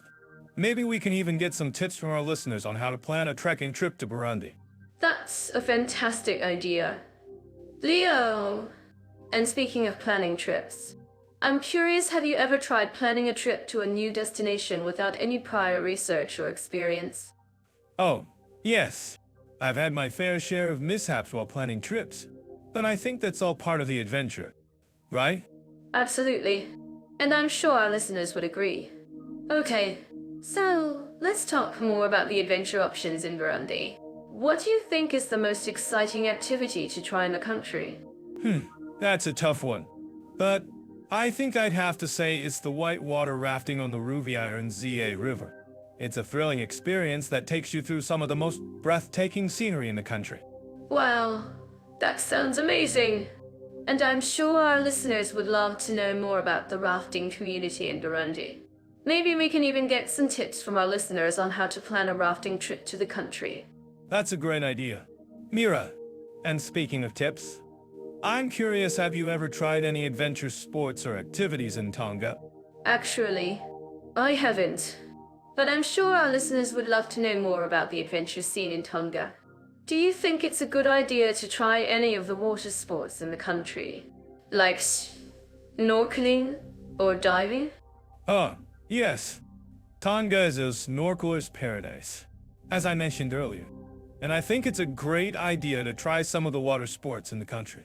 Maybe we can even get some tips from our listeners on how to plan a snorkeling trip to Tonga.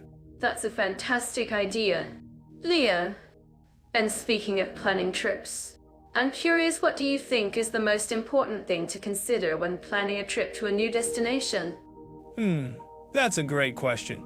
I think the most important thing to consider is the local culture and customs. You want to make sure you're being respectful of the local way of life, especially when it comes to traditional sports and activities. Absolutely. And I think that's a great point. Leo. Okay, so let's talk more about the local culture in Burundi. What do you think is the most interesting aspect of the country's culture? That's a tough one. But I think I'd have to say it's the traditional music and dance. Burundi has a rich cultural heritage when it comes to music and dance, and it's definitely worth experiencing. Wow, that sounds amazing. And I'm sure our listeners would love to know more about the traditional music and dance in Burundi. Maybe we can even get some tips from our listeners on how to experience the local culture in the country. That's a great idea. Mira, and speaking of experiencing the local culture, I'm curious, have you ever tried any local foods in Burundi? Actually, I haven't. But I'm sure our listeners would love to know more about the local cuisine in Burundi. Do you think it's a good idea to try some of the traditional dishes in the country? Like the national dish, amutsima? Yes. Amutsima is a staple in Burundian cuisine, and it's definitely worth trying. And I think it's a great idea to try some of the local foods in the country. Maybe we can even get some tips from our listeners on how to find the best local restaurants in Burundi. That's a fantastic idea. Leah, and speaking of tips, I'm curious, what do you think is the most essential item to bring on a trip to Burundi? That's a great question. I think the most essential item to bring on a trip to Burundi is a good pair of hiking boots. You never know when you'll need to trek through the rugged terrain of the country. Great point. Leah, and I'm sure our listeners would agree. Okay, so let's talk more about the trekking community in Burundi. What do you think is the most exciting aspect of the country's trekking scene? That's a tough one. But I think I'd have to say it's the community itself. The trekking community in Burundi is incredibly welcoming and supportive, and it's definitely worth experiencing. Wow, that sounds amazing. And I'm sure our listeners would love to know more about the trekking community in Burundi. Maybe we can even get some tips from our listeners on how to get involved in the community. That's a great idea. Mira, and speaking of getting involved, I'm curious, have you ever tried participating in any local sports or activities in Tonga? Actually, I haven't. But I'm sure our listeners would love to know more about the local sports scene in Tonga. Do you think it's a good idea to try any of the local sports, like rugby or netball? Yes. Tonga has a rich tradition of rugby, as I mentioned earlier, and I think it's a great idea to try some of the local sports in the country. Maybe we can even get some tips from our listeners on how to join a local sports team in Tonga. That's a fantastic idea. So let's dive into the nightlife and entertainment of Burundi and Tonga. I'm sure our listeners living in these countries would agree with me that there's something special about experiencing the local culture after dark. Absolutely. Lyra, and I'm to share with you that both countries have a unique take on nightlife. In Burundi, you'll find a vibrant scene in the capital city, Bujumbura, with bars and clubs that stay open until the wee hours. That's right. Leo! And it's not just about the nightlife itself, but also the people. Burundi are known for their warm hospitality, and you'll often find locals dancing and singing along with the music. Yes.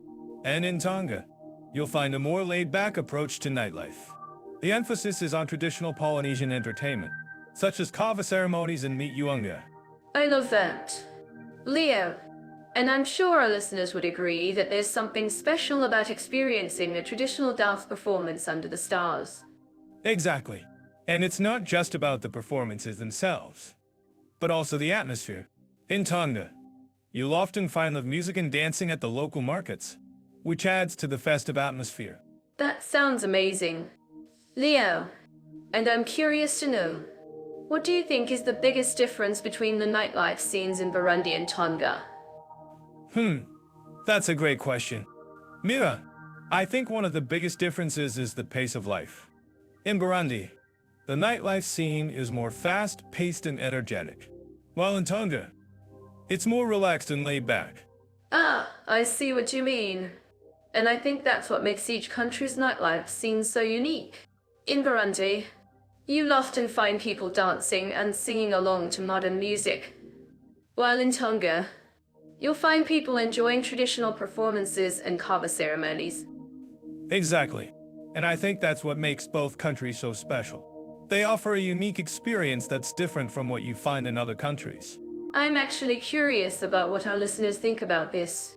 Do you think it's better to have a fast-paced nightlife scene like Burundi's or a more relaxed one like Tonga's? Well, Mira, I think it's all about personal preference. Some people might enjoy the energy of Burundi's nightlife scene, while others might prefer the more relaxed atmosphere of Tonga's. That's a great point. Leo! And I think it's also worth noting that both countries have a rich cultural heritage that's reflected in their nightlife scenes. In Burundi, you'll often find traditional music and dance performances, while in Tonga, you'll find traditional Polynesian entertainment. Ah, yes. And I think that's what makes both countries so special. They offer a unique cultural experience that's different from what you'd find in other countries. Well, I think that's all for now. I'm sure our listeners are eager to experience the nightlife scenes in Burundi and Tonga for themselves. Absolutely. Mira, and I'm sure our listeners will agree that both countries offer a unique and unforgettable experience.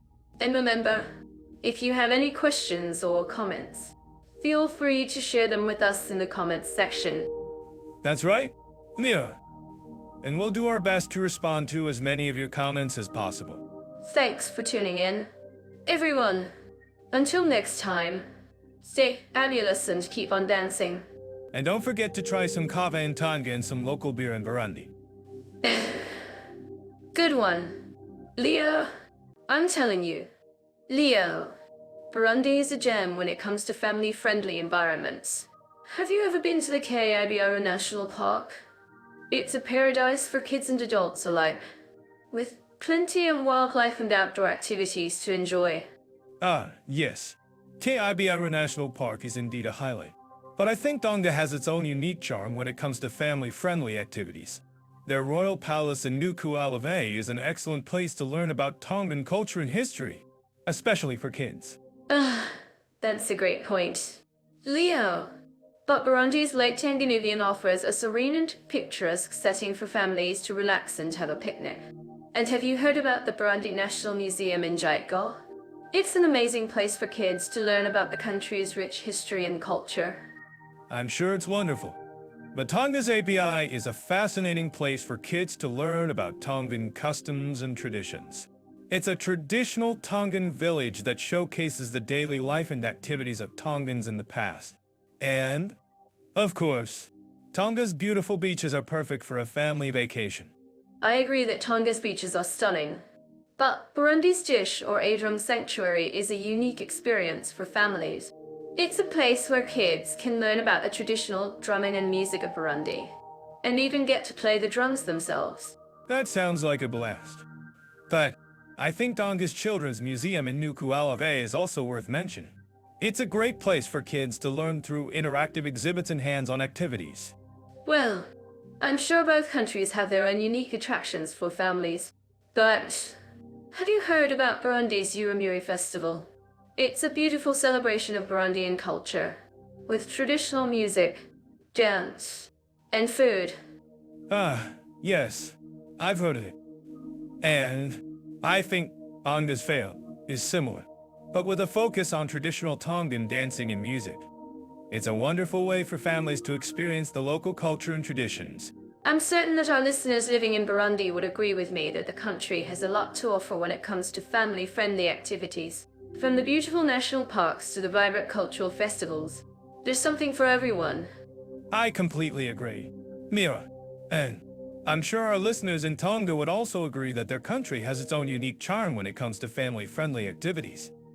From the royal palace to the beautiful beaches, Tonga is a wonderful place to visit with your family. If you think this is wrong, please let us know in the comments. We want to hear from you about your experiences with family-friendly activities in both Burundi and Tonga. And don't forget to share your favorite family-friendly activities in the comments below. We'd love to hear about them. Well, it's been a pleasure discussing family-friendly environments and children's activities in Burundi and Tonga. I hope our listeners found this conversation informative and entertaining. And don't forget to tune into our next episode, where we'll be discussing another fascinating topic related to these two countries. When we'll be exploring more of what Burundi and Tonga have to offer. I bid you adieu. And I'll see you in the next episode, when we'll be discussing more exciting topics related to these two countries. So, let's talk about Burundi and Tonga when it comes to LGBT-friendly atmospheres. I'm curious. Leo, what's the vibe like in these countries? Well, Mira, both countries have made progress in recent years, but the journey to inclusivity has been different for each.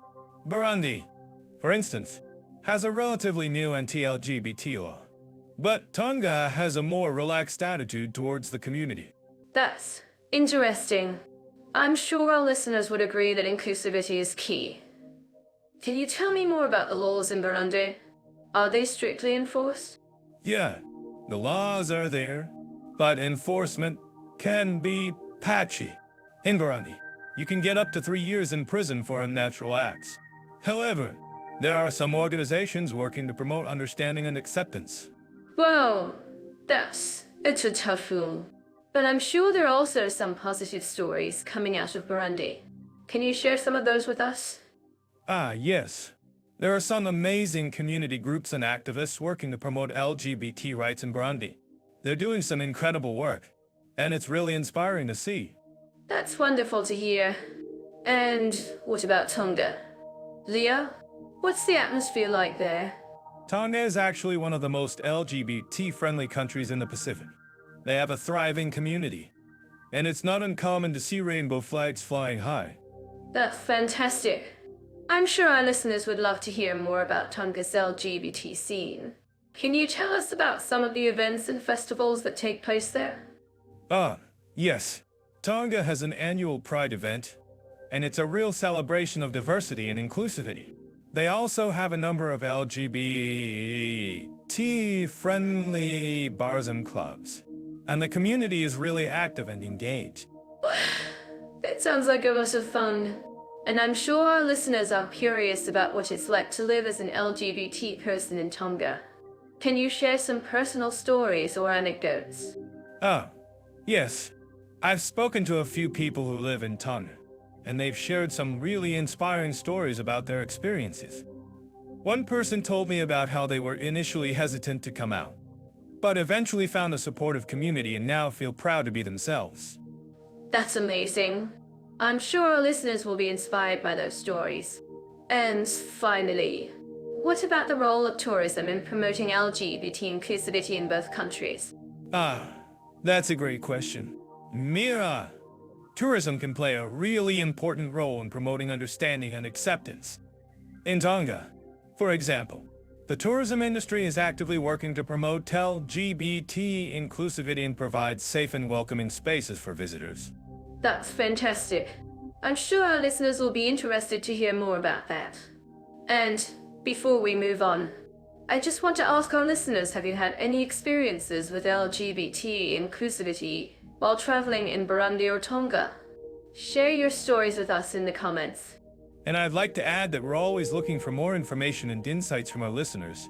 If you have any tips or recommendations for LGBT-friendly destinations in Burundi or Tonga, please let us know. That's all for now.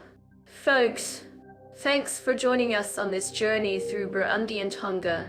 Stay tuned for our next episode, where we'll be exploring another fascinating topic. And don't forget to follow us on social media for the latest updates and behind-the-scenes peeks into our podcast. I'm so to dive into the topic of hospitality and attitudes towards foreigners in Burundi and Tonga. Both countries have a rich cultural heritage, and I'm curious to see how they approach welcoming visitors. Yes. Burundi and Tonga are the countries that really know how to make you feel at home. I mean, have you seen the way they greet you with a warm smile and a firm handshake? It's like they're saying, "Come on in. We've been waiting for you." That's so true. And I think it's because both countries have a strong sense of community.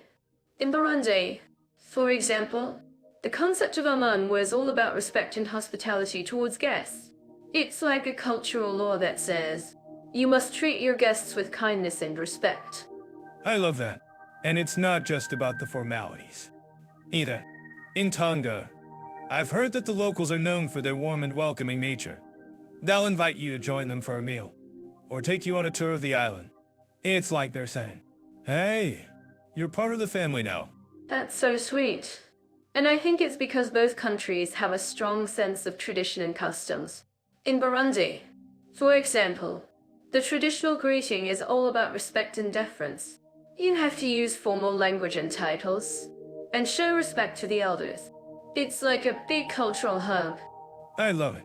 And in Tonga, it's all about the kaka, the traditional Tongan greeting. It's like a big family reunion, where everyone comes together to welcome the guests. And it's not just about the greeting, either it's about the whole experience of being part of the community. I'm so curious to learn more about the cultural norms in both countries. Can you tell me more about the traditional Tongan greeting? Leo? Ah, yes. The kaka is all about the welcome. When you arrive in Tonga, the locals will greet you with a traditional song and dance, and then invite you to join them for a meal. It's like a big cultural celebration. That sounds amazing. And I'm sure our listeners would love to hear more about the cultural norms in both countries. If you think this is wrong, please let us know in the comments. We'd love to hear your thoughts. I think it's safe to say that both Burundi and Tonga are countries that really know how to make you feel at home. And it's not just about the hospitality, it's about the whole cultural experience. Absolutely. And I think that's what makes both countries so unique and special. Whether you're a visitor or a local, you'll always feel welcome in Burundi and Tonga. Well, I think that's a great note to end on. Thanks for joining us on this journey through the world of hospitality and attitudes towards foreigners in Burundi and Tonga. Don't forget to like and subscribe for more content like this. And don't forget to share your own experiences with us in the comments. We'd love to hear about your own cultural encounters and adventures in Burundi and Tonga. And if you think you can handle it, we'll be back with more exciting content next time. Until then, stay curious and keep exploring. Thanks for tuning in. Everyone, we'll see you in the next episode. So, let's dive into the world of internet infrastructure and digital facilities in Burundi and Tonga. I'm curious. Leo, have you ever tried to get a decent Wi-Fi signal in Burundi? Well, Nira, I've had my fair share of struggles with internet connectivity in Burundi, but I think it's getting better. Have you heard about the Burundi National Telecommunications Corporation's efforts to expand its fiber optic network? Yes, that's great to hear. But let's be real. Leo, even with the best infrastructure, internet speeds can be a bit of a joke in Burundi. I mean, have you ever tried to upload a video on YouTube with a 2G connection? Oh, Mira, you're killing me. Yes, I have. And it's a miracle if it uploads at all. But I think that's where Tonga comes in. They've got some impressive digital infrastructure, don't they? Exactly. Tonga's got some of the fastest internet speeds in the Pacific, with some areas even reaching speeds of up to 1 Mbps. That's crazy fast. Leo. I know, right? And it's not just the speeds. Tonga's also got some amazing digital innovation happening, like its e-government platform, which is making it easier for citizens to access government services online. That's so cool. And I'm sure our listeners living in Tonga would agree with me that having access to reliable internet is a game changer for businesses and entrepreneurs. Absolutely. And it's not just about businesses. Tonga's also investing in digital literacy programs to ensure that its citizens have the skills they need to take advantage of the digital economy. I love that. And speaking of digital literacy, have you ever tried to teach someone from a more rural area in Burundi how to use a smartphone? Well, Nira, I think that's a challenge for the ages. But seriously, it's a great point. Digital literacy is a crucial aspect of building a strong digital infrastructure. Exactly. And it's not just about teaching people how to use a smartphone, it's also about making sure that they have access to the right information and resources online. That's so true, Mira. And I think that's where Burundi's digital infrastructure can learn from Tonga's example. Burundi could benefit from investing in digital literacy programs and online resources to support its citizens. I'm actually curious about what our listeners think about this. Do you think that Burundi's digital infrastructure is lacking in certain areas? And if so, what do you think would help improve it? Well, Mira, I think that's a great question. And I think that our listeners would agree with me that having access to reliable internet is crucial for modern living. Absolutely. And it's not just about having access to internet, it's also about having access to the right information and resources online. I mean, have you ever tried to find a good doctor in Burundi online? Well, Mira, I think that's a challenge for the ages. But, seriously, it's a great point. Online resources can be a lifesaver for people looking for medical care or other essential services. Exactly. And I think that's where Tonga's digital infrastructure can learn from Burundi's example. Tonga could benefit from investing in online resources and digital platforms to support its citizens. That's so true, Mira. And I think that's where our conversation comes full circle. We're not just talking about internet infrastructure and digital facilities. We're talking about how these things can impact people's lives. Exactly. And I think that's what makes this conversation so important. We're not just talking about tech, we're talking about how technology can be used to make people's lives better. Well said, Mira. And I think that's a great note to end on. Thanks for chatting with me about internet infrastructure and digital facilities in Burundi and Tonga. The pleasure's all mine, Leo. And to our listeners, thanks for tuning in. We'll be back with more comparisons between Burundi and Tonga soon. And to dive into the shopping scene in Burundi and Tonga, exploring the unique retail experiences and price-performance balance in each country. Let's start with Burundi. I'm curious to know, Leo, what do you think about the shopping culture in Burundi? Burundi's markets are a treasure trove of traditional crafts, textiles, and local goods. You can find everything from handmade baskets to vibrant paintings. However, the prices can be quite steep, especially for tourists.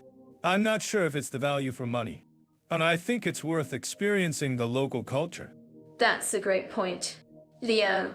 I think the prices are indeed steep, but the quality of the products is often exceptional. I've heard that some of the local artisans put a lot of love and effort into creating these unique pieces. Have you ever tried bargaining in Burundi's markets? Oh, yes, I have. It's an art form, really. The vendors are skilled at negotiating prices, but I found that being friendly and respectful can go a long way. I've even managed to get some great deals by showing genuine interest in the products. I'm sure our listeners would love to know more about the bargaining process. If you think this is wrong, please let us know in the comments. In Burundi, what are some of the most popular shopping destinations? Leah? Well, the GIS as our market in Kigali is a must visit. It's one of the largest and most vibrant markets in the country, offering a wide range of goods, from clothing to electronics. However, I've heard that the markets in Bujumbura, the capital city, are also worth exploring. That's a great tip. Leo, I've heard that Bujumbura has a more relaxed atmosphere, and the markets are less crowded. What about Tonga? Leo, what can you tell us about the shopping scene in this Pacific island nation? Tonga is a shopper's paradise. Mira, the country has a rich cultural heritage, and the shopping experience reflects this. You can find traditional Tongan handicrafts, such as tapu cloth and carvings, as well as modern souvenirs. The prices are generally more affordable than in Burundi, and the quality is often excellent. That's music to my ears. Leo, I've heard that the markets in Nuku'alofa, the capital city, are filled with colorful stalls selling everything from fresh produce to handicrafts. Have you ever tried shopping at the markets in Tonga? Yes, I have. It's a sensory experience. Really.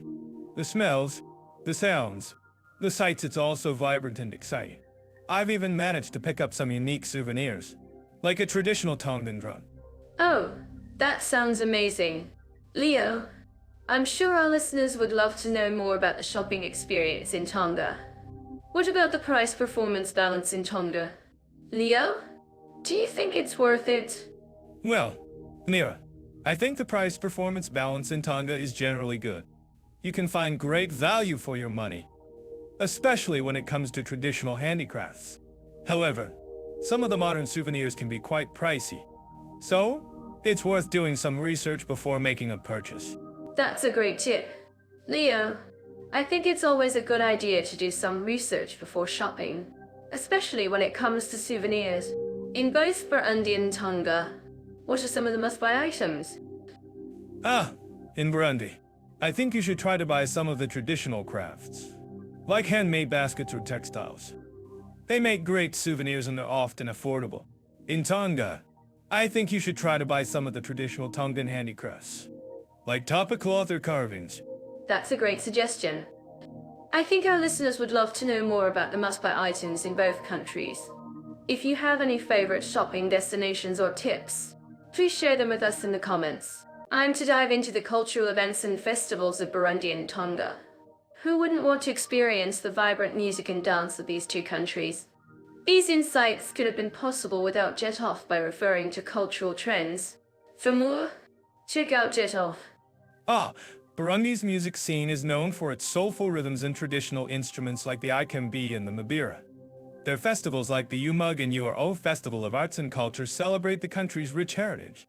That's fascinating. In Tonga, they have a unique tradition of music and dance, especially the traditional Tongan dance, which is characterized by its energetic and lively movements. They also have the annual Saka Festival, which showcases their culture and traditions. I'm curious, Mira, how do the festivals in Burundi and Tonga differ in terms of their cultural significance and impact on the local community? Do you think they're more focused on preserving traditional practices or promoting modern cultural expressions? Well, Leo, in Burundi, their festivals are often a mix of traditional and modern elements, while in Tonga, they tend to focus more on preserving their traditional culture and customs. Both countries have a strong sense of community and social bonding during their festivals. That's a great point. Mira, I've also noticed that both countries have a strong emphasis on storytelling and oral traditions. In Burundi, for example, they have a rich tradition of storytelling through music and dance, while in Tonga, they have a strong oral tradition of passing down stories and legends. Exactly. And I think that's what makes their festivals so unique and special. They're not just about music and dance, but also about preserving their cultural heritage and passing it down to future generations. If you're interested in learning more about the cultural events and festivals of these countries, I recommend checking out Jet Off for more in-depth information. Jet Off is always a great resource for learning more about cultural trends and events. And speaking of cultural events, have you heard about the annual Lala Festival in Tonga, which celebrates the country's traditional music and dance? Yes, I have heard of it, and I'm sure our listeners would love to learn more about it. In fact, I'm curious about what our listeners think about the cultural events and festivals of these two countries. Do you think they're more similar or different in terms of their cultural significance and impact on the local community? Well, Mira, I think it's a bit of both. While both countries have a strong emphasis on preserving their traditional culture and customs, they also have a unique blend of modern and traditional elements that make their festivals and events so special. And I'm sure our listeners would agree that experiencing the cultural events and festivals of these countries firsthand is an unforgettable experience. Absolutely. Leo, and I think that's what makes our podcast so special. We get to share our insights and experiences with our listeners and inspire them to learn more about different cultures and traditions. So, let's keep exploring the cultural events and festivals of Burundi and Tonga, and see what other fascinating insights we can uncover. Sounds like a plan, Mira, and I'm sure our listeners would love to hear more about the cultural events and festivals of these countries. So, let's keep the conversation going and see where it takes us. All right, let's dive into the opportunities and ease of learning the local language in Burundi and Tonga. I'm to share my thoughts on this topic. That's a great topic. Mira, I've always been fascinated by the challenges of learning a new language. In Burundi, the local language is Kirundi, which is quite different from the official language, French. Exactly. And I think that's what makes learning Kirundi so unique. It's a Bantu language with a complex grammar system, but the locals are always happy to help foreigners learn. I've heard that's true. In Tonga, the official language is also unique, with a Polynesian language structure. Have you ever tried to learn a Polynesian language? Not yet, but I'd love to. I've heard that the language of Tonga is quite beautiful, with a rich cultural heritage. Maybe we can explore that in more depth later. Sounds like a plan, Mira. But let's get back to Burundi for now. I've been told that the language schools in Bujumbura are excellent, with experienced teachers who can help foreigners learn Kirundi. That's great to hear. Leo, I think it's essential to have a good language school behind you when learning a new language. And in Burundi, the locals are always eager to help foreigners practice their language skills. I've also heard that the language exchange programs in Burundi are very popular among expats. Have you ever participated in a language exchange program? Not yet, but I'm interested in learning more about it. I'm sure our listeners who have participated in language exchange programs in Burundi would have some great tips to share. Absolutely, Mira. And speaking of language exchange programs, I think it's essential to mention that the locals in Burundi are very proud of their language and culture. That's so true. And I think that's what makes learning Kirundi so rewarding. The locals are always eager to share their culture and language with foreigners. I've heard that the language schools in Tonga also offer language exchange programs, but they're a bit more challenging due to the limited availability of fluent speakers. That's a good point, Leo. But I think it's essential to mention that the language schools in Tonga are still excellent, with experienced teachers who can help foreigners learn the language. I agree. Mira, and speaking of language schools, I think it's worth mentioning that the cost of language lessons in both Burundi and Tonga is relatively affordable compared to other countries. That's great to hear. Leo, I think it's essential to consider the cost of language lessons when deciding which country to move to. Absolutely. Mira, and I think our listeners would agree with us that learning the local language is essential when moving to a new country. If you think this is wrong, please let us know in the comments. Then I'm certain that our listeners living in Burundi and Tonga would agree with me that learning the local language is a great way to connect with the locals and improve your quality of life. Well, I think that's all for now on the topic of opportunities and ease of learning the local language in Burundi and Tonga. But before we move on to the next topic, I just want to say that I'm really impressed by the locals in both countries who are eager to help foreigners learn their language and culture. I couldn't agree more, Mira. And I think that's what makes learning a new language so rewarding, the connections you make with the locals and the culture you learn along the way. So, when it comes to safety and comfort for women travelers, I'd say Burundi and Tonga are both unique in their own ways. In Burundi, for instance, women are expected to dress modestly and avoid walking alone at night. This cultural attitude can sometimes be perceived as restrictive, but it's also a reflection of the country's conservative values. That's a great point, Mira. And in Tonga, I've found that women are generally respected and treated with dignity. However, there are still some cultural norms that can be challenging for foreign women to navigate, such as the expectation to wear a skirt or dress when visiting temples or attending traditional events. Exactly. And I think it's interesting that both countries have their own way of handling safety and comfort for women travelers. In Burundi, for example, the government has implemented laws to protect women from harassment and violence, which is a positive step forward.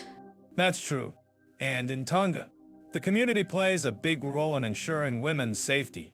For instance, women are often accompanied by family members or friends when walking alone at night, which helps to prevent harassment and other forms of violence. I'm curious, Leah, have you ever had any personal experiences with safety and comfort while traveling in Burundi or Tonga? Perhaps a particularly memorable encounter that stands out in your mind? Well, Mira, I did have a funny experience in Burundi where I accidentally offended a local woman by wearing a t-shirt with a cartoon character on it. She kindly told me that it was considered impolite to wear such a shirt in public, and I apologized and changed into something more respectful. Oh, Leo, that's hilarious. I'm sure the local woman appreciated your willingness to adapt to the cultural norms. And speaking of adapting, I found that women travelers in both Burundi and Tonga often face challenges when trying to navigate the local transportation systems. That's right, Mira. And in Tonga, for example, women may find it difficult to access certain areas of the island due to limited public transportation options. However, there are also many women-led initiatives that provide transportation services and support to female travelers. I'm actually curious about what our listeners think about this. Have any of you had experiences with women-led initiatives in Tonga or Burundi that you'd like to share? Perhaps a particularly positive or negative experience that stands out in your mind? Great question, Mira. And I think it's worth noting that both countries have made significant progress in recent years when it comes to women's rights and empowerment. In Burundi, for instance, women now have more opportunities to participate in politics and economic development. That's true. And in Tonga, women are increasingly taking on leadership roles in various industries, including tourism and business. It's heartening to see these positive changes taking place, and I'm sure our listeners will appreciate hearing about them. And I'm sure our listeners will also appreciate the fact that both countries have delicious food and beautiful scenery to enjoy. I mean, who doesn't love a good plate of omutsima or a scenic hike through the mountains? Exactly. Leo! And I think it's worth noting that both countries have a unique cultural heritage that is worth exploring. In Burundi, for example, the traditional music and dance are a big part of the cultural identity. That's right, Mira. And in Tonga, the traditional arts and crafts are also an important part of the culture. I've had the opportunity to learn about some of these traditional crafts firsthand, and I must say, they're truly fascinating. I'm actually curious about what our listeners think about this. Have any of you had experiences with traditional crafts or music in Tonga or Burundi that you'd like to share? Perhaps a particularly memorable experience that stands out in your mind? Great question, Mira. And I think it's worth noting that both countries have a strong sense of community and social responsibility. In Burundi, for instance, the concept of Ubuntu is deeply ingrained in the culture, which emphasizes the importance of community and mutual support. That's true. And in Tonga, the concept of FAAL is similar, which emphasizes the importance of respect and kindness towards others. It's heartening to see these positive values being promoted in both countries. And I think it's worth noting that both countries have made significant progress in recent years when it comes to women's safety and comfort. In Burundi, for example, the government has implemented laws to protect women from harassment and violence, which is a positive step forward. That's right, Leo. And in Tonga, the community has also taken steps to promote women's safety and comfort, such as providing safe spaces for women to socialize and access support services. And I'm sure our listeners will appreciate the fact that both countries have delicious food and beautiful scenery to enjoy. I mean, who doesn't love a good plate of omutsima or a scenic hike through the mountains? Exactly. Leo! And I think it's worth noting that both countries have a unique cultural heritage that is worth exploring. In Burundi, for example, the traditional music and dance are a big part of the cultural identity. That's right, Nira. And in Tonga, the traditional arts and crafts are also an important part of the culture. I've had the opportunity to learn about some of these traditional crafts firsthand. And I must say, they're truly fascinating. I'm actually curious about what our listeners think about this. Have any of you had experiences with traditional crafts or music in Tonga or Burundi that you'd like to share? Perhaps a particularly memorable experience that stands out in your mind? Great question, Mira. And I think it's worth noting that both countries have a strong sense of community and social responsibility. In Burundi, for instance, the concept of Ubuntu is deeply ingrained in the culture, which emphasizes the importance of community and mutual support. That's true. And in Tonga, the concept of FAAL is similar, which emphasizes the importance of respect and kindness towards others. It's heartening to see these positive values being promoted in both countries. And I think it's worth noting that both countries have made significant progress in recent years when it comes to women's safety and comfort. In Burundi, for instance, the government has implemented laws to protect women from harassment and violence, which is a positive step forward. That's right. Leo, and in Tonga, the community has also taken steps to promote women's safety and comfort, such as providing safe spaces for women to socialize and access support services.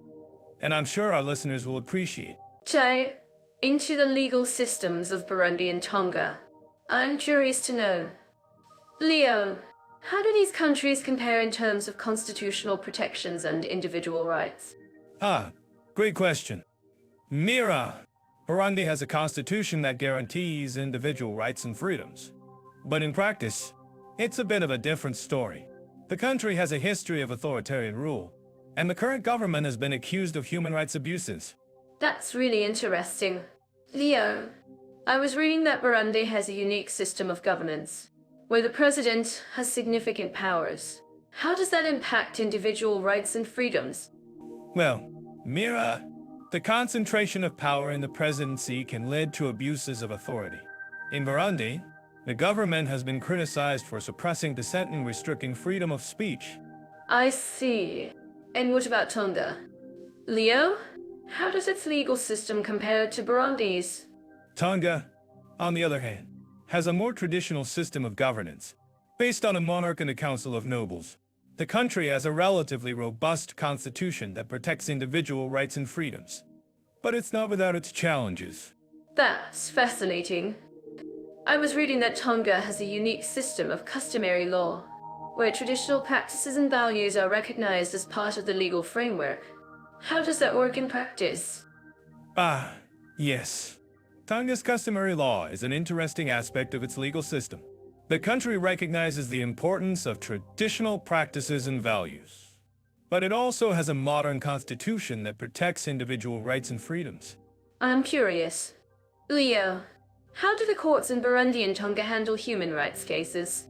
Are there any notable cases or decisions that have come out of these courts? Well, Mira, in Burundi, the courts have been criticized for their handling of human rights cases. The country's judicial system is often seen as being under the influence of the executive branch. I see. And what about Tonga? Leo, how do the courts there handle human rights cases? Tonga's courts have a relatively good track record in handling human rights cases. The country has a robust system of checks and balances, which helps to ensure that the judiciary remains independent. That's reassuring to hear. Leo, I'm actually curious about what our listeners think about this. Do you think that the legal systems in Burundi and Tonga are doing enough to protect individual rights and freedoms? Well, Mira, it's a complex issue. Both countries have their challenges. But it's clear that Tonga's system of governance is more robust in terms of protecting individual rights and freedoms. I agree. Leo, and I think it's worth noting made progress in recent years in terms of human rights and the rule of law. But there's still much work to be done. Absolutely. Mira, and I think it's worth mentioning that both countries have a rich cultural heritage that is reflected in their legal systems. For example, in Tonga, the traditional system of customary law is an important part of the country's identity. That's a great point. And I think it's also worth noting that both countries have a strong sense of community and social responsibility, which is reflected in their legal systems. Exactly. Mira, and I think that's something that our listeners can learn from. In both countries, the emphasis is on community and social responsibility, rather than just individual rights and freedoms. Well, I think that's a great way to wrap up this topic. Leo, thanks for sharing your insights with us. No problem. Mira, it's been a pleasure discussing the legal systems of Burundi and Tonga with you. So, let's dive into Burundi and Tonga's unique spa and relaxation scenes. Burundi, with its lush landscapes and scenic lakes, offers a serene atmosphere perfect for rejuvenation. I'm curious, Leo, what draws you to Burundi's spa culture? The tranquility of Lake Tanganyika is simply breathtaking. Burundi's traditional spas, known as hot springs, are a haven for those seeking relaxation. I've heard that the water is rich in minerals, making it an excellent remedy for some muscles. Have you tried it, Mira? Not yet, but I'd love to. I'm sure it would be an unforgettable experience. In Tonga, I've read that they have a unique approach to wellness, focusing on traditional Polynesian massages and treatments. What do you think about this? Leo? Ah, Tonga's holistic approach to wellness is fascinating. Their emphasis on natural remedies and traditional practices resonates with me. I've heard that the island's natural hot springs are used for therapeutic purposes, and their unique blend of massage techniques is said to promote deep relaxation. That sounds incredible. I'm sure our listeners would love to try it. In both countries, I've noticed that spas and wellness centers often incorporate local ingredients and natural elements into their treatments. It's a beautiful way to connect with the environment and promote a sense of balance. Absolutely. Burundi's spas often use local herbs and plants in their treatments, while Tonga's emphasis on coconut oil and other natural ingredients adds to the island's unique charm. It's a wonderful way to experience the local culture and traditions. I'm actually curious about what our listeners think about this. If you've tried other countries' spa wellness services, please share your experiences in the comments below. We'd love to hear about your favorite treatments and recommendations. I'm sure our listeners will have some fascinating stories to share. In the meantime, let's talk about the cultural significance of spas and wellness in these countries. In Burundi, for example, traditional spas are often seen as a symbol of hospitality and community. Ah, that's so true. In Tonga, I've read that traditional massages are often performed as a sign of respect and affection. It's a beautiful way to build connections and strengthen relationships. Exactly. And it's not just about the physical benefits of spas and wellness. It's also about the emotional and spiritual connections we make with others and with nature. I completely agree. As we explore these countries' unique spa and relaxation scenes, let's remember to appreciate the cultural context and significance behind these practices. Well said. Mira, now, I'm curious, have you ever tried a traditional Polynesian massage? I've heard it's an incredible experience. I have tried one, and it was amazing. The combination of techniques and natural oils was truly blissful. I'm sure our listeners would love to try it. That's great to hear. And I'm sure our listeners would appreciate some recommendations on where to find the best spas and wellness centers in both countries. Perhaps we can share some insider tips and secrets in our next episode. I'm sure our listeners will be eager to hear more. In the meantime, let's wrap up this topic by sharing some final thoughts on the importance of spas and wellness in Burundi and Tonga. Well, it's clear that both countries have a deep appreciation for the healing power of nature and the importance of community and connection. As we continue to explore these countries' unique cultures and traditions, let's remember to prioritize our own well-being and take time to relax and rejuvenate. Absolutely. And I'm sure our listeners will join us in prioritizing their own well-being and seeking out unique spa and relaxation experiences in both Burundi and Tonga. Well, that's all for now.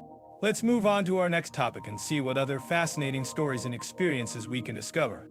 Hey everyone, let's talk about Burundi and Tonga. I'm sure our listeners living in these countries would agree with me that faith and spirituality are a big part of everyday life. Leah, have you ever been to either of these countries? Actually, Mira, I haven't. But I'd love to visit one day. I've heard great things about the warm hospitality in both countries. What's it like, in your opinion? Well, Burundi has a rich Catholic heritage, and you can see it in the beautiful churches and cathedrals throughout the country. And, of course, there's the famous Lake Tanganyika, which is a great spot for spiritual reflection. Ah, I've heard of that lake. It's like a natural wonder. But, Mira, I'm curious. What about the local communities? How do they support each other in terms of faith and spirituality? That's a great question. Leo, in Burundi, you'll find many small communities that come together to support each other, whether it's through prayer or just sharing meals together. It's a really beautiful thing to see. I bet it is. And what about Tonga? I've heard it's a country with a strong Christian tradition. Can you tell us a bit more about that? Yes, Tonga is indeed a Christian country, and you can see it in the many churches and cathedrals throughout the island. But what's really interesting is the way the locals blend traditional Tongan spirituality with Christianity. It's a unique and beautiful thing to see. That sounds fascinating. I'd love to learn more about it. And, Mira, I'm curious. What about the role of women in both countries? Do they have a strong presence in the faith and spiritual communities? That's a great question. Leo, in both Burundi and Tonga, women play a vital role in the faith and spiritual communities. They're often the ones who keep the traditions alive and pass them down to the next generation. It's truly inspiring to see. I'm sure it is. And, Mira, I'm actually curious about what our listeners think about this. Do you think it's possible for different faiths and spiritual practices to coexist peacefully in countries like Burundi and Tonga? Well, Leo, I think it's definitely possible, and it's already happening in many parts of the world. But, of course, it requires a lot of understanding, tolerance, and respect for each other's differences. And, as we always say, laughter is the best medicine. So, let's try to find a humor in these differences. Mira, you're always the optimist. But seriously, I think you're right. And, Mira, can you tell us a bit more about the traditional Tongan spirituality? What's it like? And how does it blend with Christianity? That's a great question. Leo, traditional Tongan spirituality is all about living in harmony with nature and respecting the gods and goddesses of the Pacific. And, as the locals blend it with Christianity, it's a beautiful thing to see. They believe that God is the ultimate creator, but they also honor the spirits of the land and the sea. I see. And, Mira, I'm curious. What about the role of music and dance in both countries? Do they play a big part in the faith and spiritual communities? Music and dance are a huge part of both Burundian and Tongan culture. In fact, many of the traditional songs and dances are deeply rooted in the faith and spiritual practices. It's a beautiful way to express themselves and connect with their heritage. I bet it is. And, Mira, I'm actually curious about what our listeners think about this. Do you think music and dance can be a powerful tool for spiritual growth and community building? Well, Leo, I think it's definitely possible. Music and dance have a way of bringing people together and creating a sense of unity and purpose. And, as we always say, laughter is the best medicine. So, let's try to find the humor in these musical and dance traditions. Mira, you're always the comedian. But, seriously, I think you're right. And, Mira, can you tell us a bit more about the community support in Burundi? How do the locals support each other in terms of faith and spirituality? That's a great question. Leo, in Burundi, you'll find many small communities that come together to support each other. Whether it's through prayer, singing, or just sharing meals together. It's a really beautiful thing to see. And it's a testament to the power of community and faith. I'm sure it is. And, Mira, I'm actually curious about what our listeners think about this. Do you think community support is essential for spiritual growth and well-being? Well, Leo, I think it's definitely essential. When we feel supported by our community, we're more likely to feel connected and inspired. And, as we always say, laughter is the best medicine.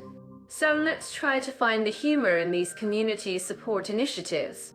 Mira, you're always the optimist. But seriously, I think you're right. And, Mira, can you tell us a bit more about the traditional Burundian spirituality? What's it like? And how does it blend with Christianity? That's a great question. Leo, traditional Burundian spirituality is all about living in harmony with nature and respecting the spirits of the land and the ancestors. And, as the locals blend it with Christianity, it's a beautiful thing to see. They believe that God is the ultimate creator, but they also honor the spirits of the land and the ancestors. I see. And, Mira, I'm curious, what about the role of storytelling in both countries? Do they play a big part in the faith and spiritual communities? Storytelling is a huge part of both Burundian and Tongan culture. In fact, many of the traditional stories and myths are deeply rooted in the faith and spiritual practices. It's a beautiful way to pass down traditions and values from one generation to the next. I bet it is. And, Mira, I'm actually curious about what our listeners think about this. Do you think storytelling can be a powerful tool for spiritual growth and community building? Well, Leo, I think it's definitely possible. Storytelling has a way of bringing people together and creating a sense of unity and purpose. And, as we always say, laughter is the best medicine. So, let's try to find the humor in these storytelling traditions. Mira, you're always the comedian. But, seriously, I think you're right. And, Mira, can you tell us? When we talk about social equality, Burundi comes to mind as a country with a rich history of diversity and cultural celebrations. They have a mix of ethnic groups, languages, and traditions that blend together in harmony. That's fascinating. I've heard that Burundi has a strong emphasis on community and social cohesion. The concept of umyoga and our community service is deeply rooted in their culture. Exactly. And it's amazing to see how they come together to celebrate their diversity. For example, the Umyaganda Day is a national day of community service where everyone comes together to clean their communities and promote unity. I can imagine that's a powerful experience. And I'm curious. Mira, how do you think Burundi's emphasis on community service affects their social equality? Well, I think it creates a sense of shared responsibility and ownership among the community. When everyone works together, it fosters a sense of trust and cooperation that's essential for social equality. That makes sense. And I'm sure our listeners would agree that community service is an essential part of building a strong and inclusive society. Absolutely. And speaking of inclusivity, I'm curious about Tonga's approach to social equality. From what I've researched, Tonga has a strong tradition of respecting the rights of women and children. Yes. Tonga is indeed a pioneer in promoting women's rights and children's welfare. Their emphasis on community development and social justice is truly inspiring. That's wonderful to hear. And I'm curious. Leo, how do you think Tonga's emphasis on community development affects their social equality? Well, I think it creates a sense of shared responsibility and ownership among the community, just like in Burundi. But Tonga also has a strong focus on education and economic empowerment, which helps to reduce inequality and promote social justice. That's a great point. And I think it's interesting to note that both Burundi and Tonga have a strong emphasis on community and social cohesion. It's almost as if they're saying, we're all in this together. Exactly. And I think that's a great message for our listeners. After all, as the great philosopher once said, unity is strength, and diversity is beauty. Well said, Leo. And I'm sure our listeners would agree that both Burundi and Tonga are shining examples of how to promote social equality and respect for minorities and diversity. Absolutely. And if you're interested in learning more about these countries and their approaches to social equality, be sure to check out the links in our show notes. That's right. And don't forget to share your thoughts and experiences with us in the comments. We'd love to hear from you and learn more about how social equality and respect for minorities and diversity are playing out in your communities. And remember, as Mira always says, laughter is the best medicine. But social equality is the best prescription for a healthy society. Well said, Leo. And I think that's a great note to end on. Thanks for joining us on this episode of our podcast. And we'll see you next time. And don't forget to subscribe to our podcast and follow us on social media for more fun and informative content about social equality and respect for minorities and diversity. So, let's talk about taxation in Burundi. I'm curious. Leo, how does Burundi's tax system compare to Tonga's? Great question. Mira, Burundi's tax system is quite unique. They have a tax on income, but it's relatively low, around 20-30% for individuals. Tonga, on the other hand, has a more straightforward tax system with a flat rate of 10-20%. Well, that's a big difference. I'm sure our listeners living in Burundi would agree that a lower tax rate can be a big incentive for foreigners to move there. But, Leo, what about retirement plans? How do they work in Burundi and Tonga? Retirement plans are an essential topic for long-term immigrants. In Burundi, the retirement system is based on a pension fund, which is mandatory for all employees. Tonga, however, has a more limited retirement system, but it's still available for foreigners who have contributed to the system for a certain number of years. That's interesting. I'm curious to know more about the pension fund in Burundi. How does it work? And what kind of benefits do retirees receive? Great question. The pension fund in Burundi is based on a percentage of an employee's salary, which is contributed by both the employer and the employee. The benefits are decent, but the system can be a bit bureaucratic. I'm sure our listeners who have experience with the Burundian pension system would agree that it's not always easy to navigate. I can imagine. Bureaucracy can be a challenge anywhere in the world. But, Leo, what about social safety nets in Burundi and Tonga? How do they support immigrant residents? Social safety nets are a crucial aspect of any country's social system. In Burundi, there's a social security system that provides basic benefits, such as healthcare and education, to eligible residents. Tonga, on the other hand, has a more limited social safety net, but it's still available for foreigners who have contributed to the system.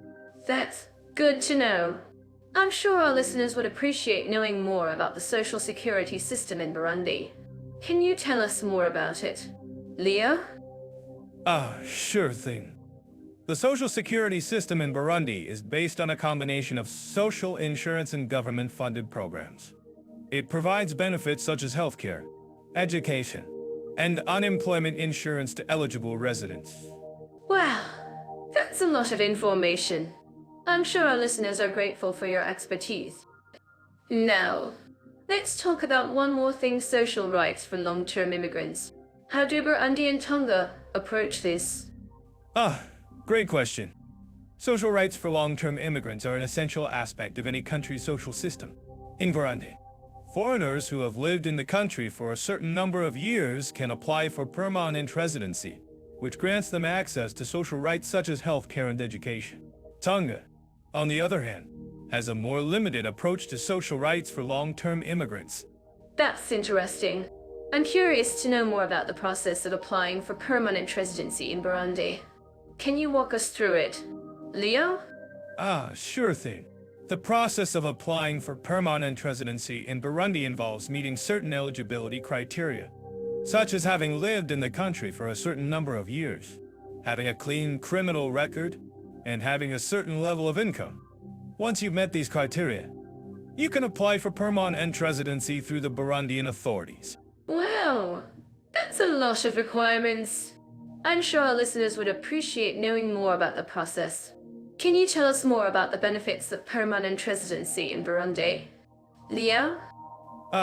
Sure thing. Permanent residency in Burundi grants foreigners access to social rights such as healthcare, education, and unemployment insurance. It also allows them to stay in the country indefinitely and to apply for citizenship after a certain number of years. That's great to know. I'm sure our listeners would appreciate knowing more about the benefits of permanent residency in Burundi. Finally, let's talk about one more thing: taxation in Tonga. How does Tonga's tax system compare to Burundi's? Great question. Tonga's tax system is relatively straightforward, with a flat rate of 20%. However, foreigners who have lived in Tonga for a certain number of years can apply for permanent residency, which grants them access to social rights such as healthcare and education. Wow, that's a big difference. I'm sure our listeners living in Tonga would agree that a lower tax rate can be a big incentive for foreigners to move there. But, Leo, what about retirement plans in Tonga? How do they work? Retirement plans are an essential topic for long-term immigrants. In Tonga, the retirement system is based on a pension fund, which is mandatory for all employees.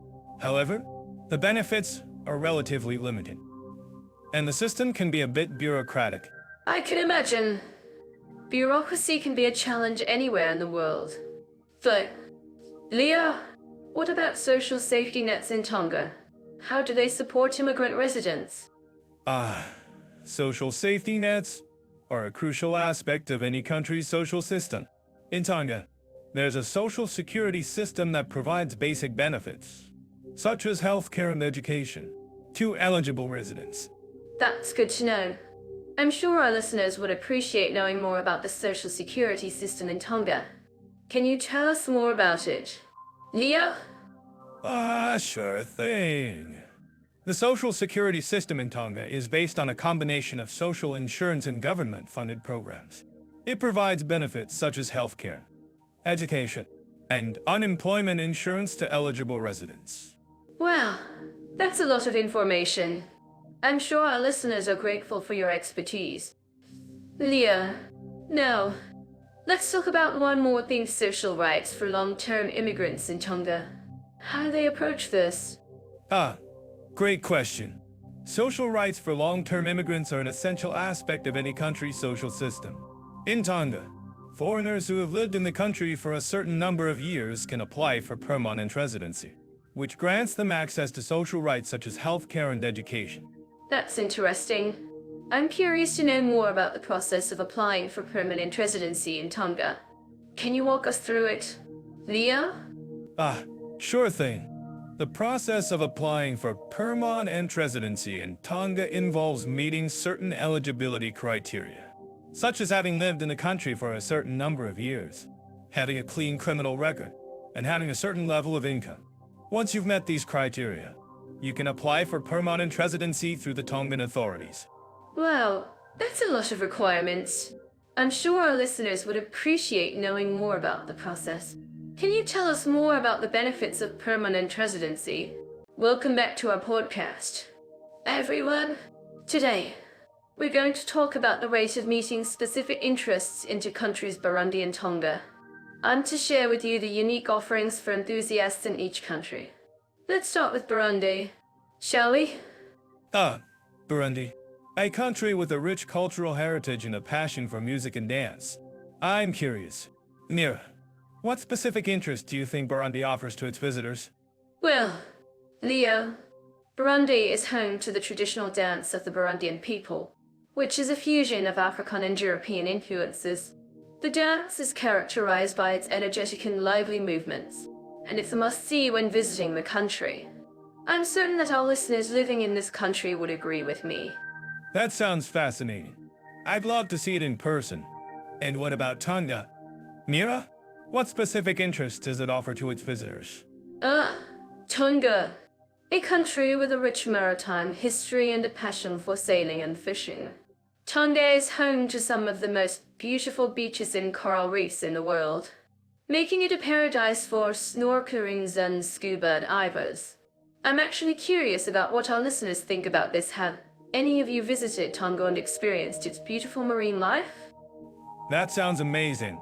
I'd love to visit Tonga one day and explore its beautiful beaches and coral reefs. And what about the cultural scene in Burundi?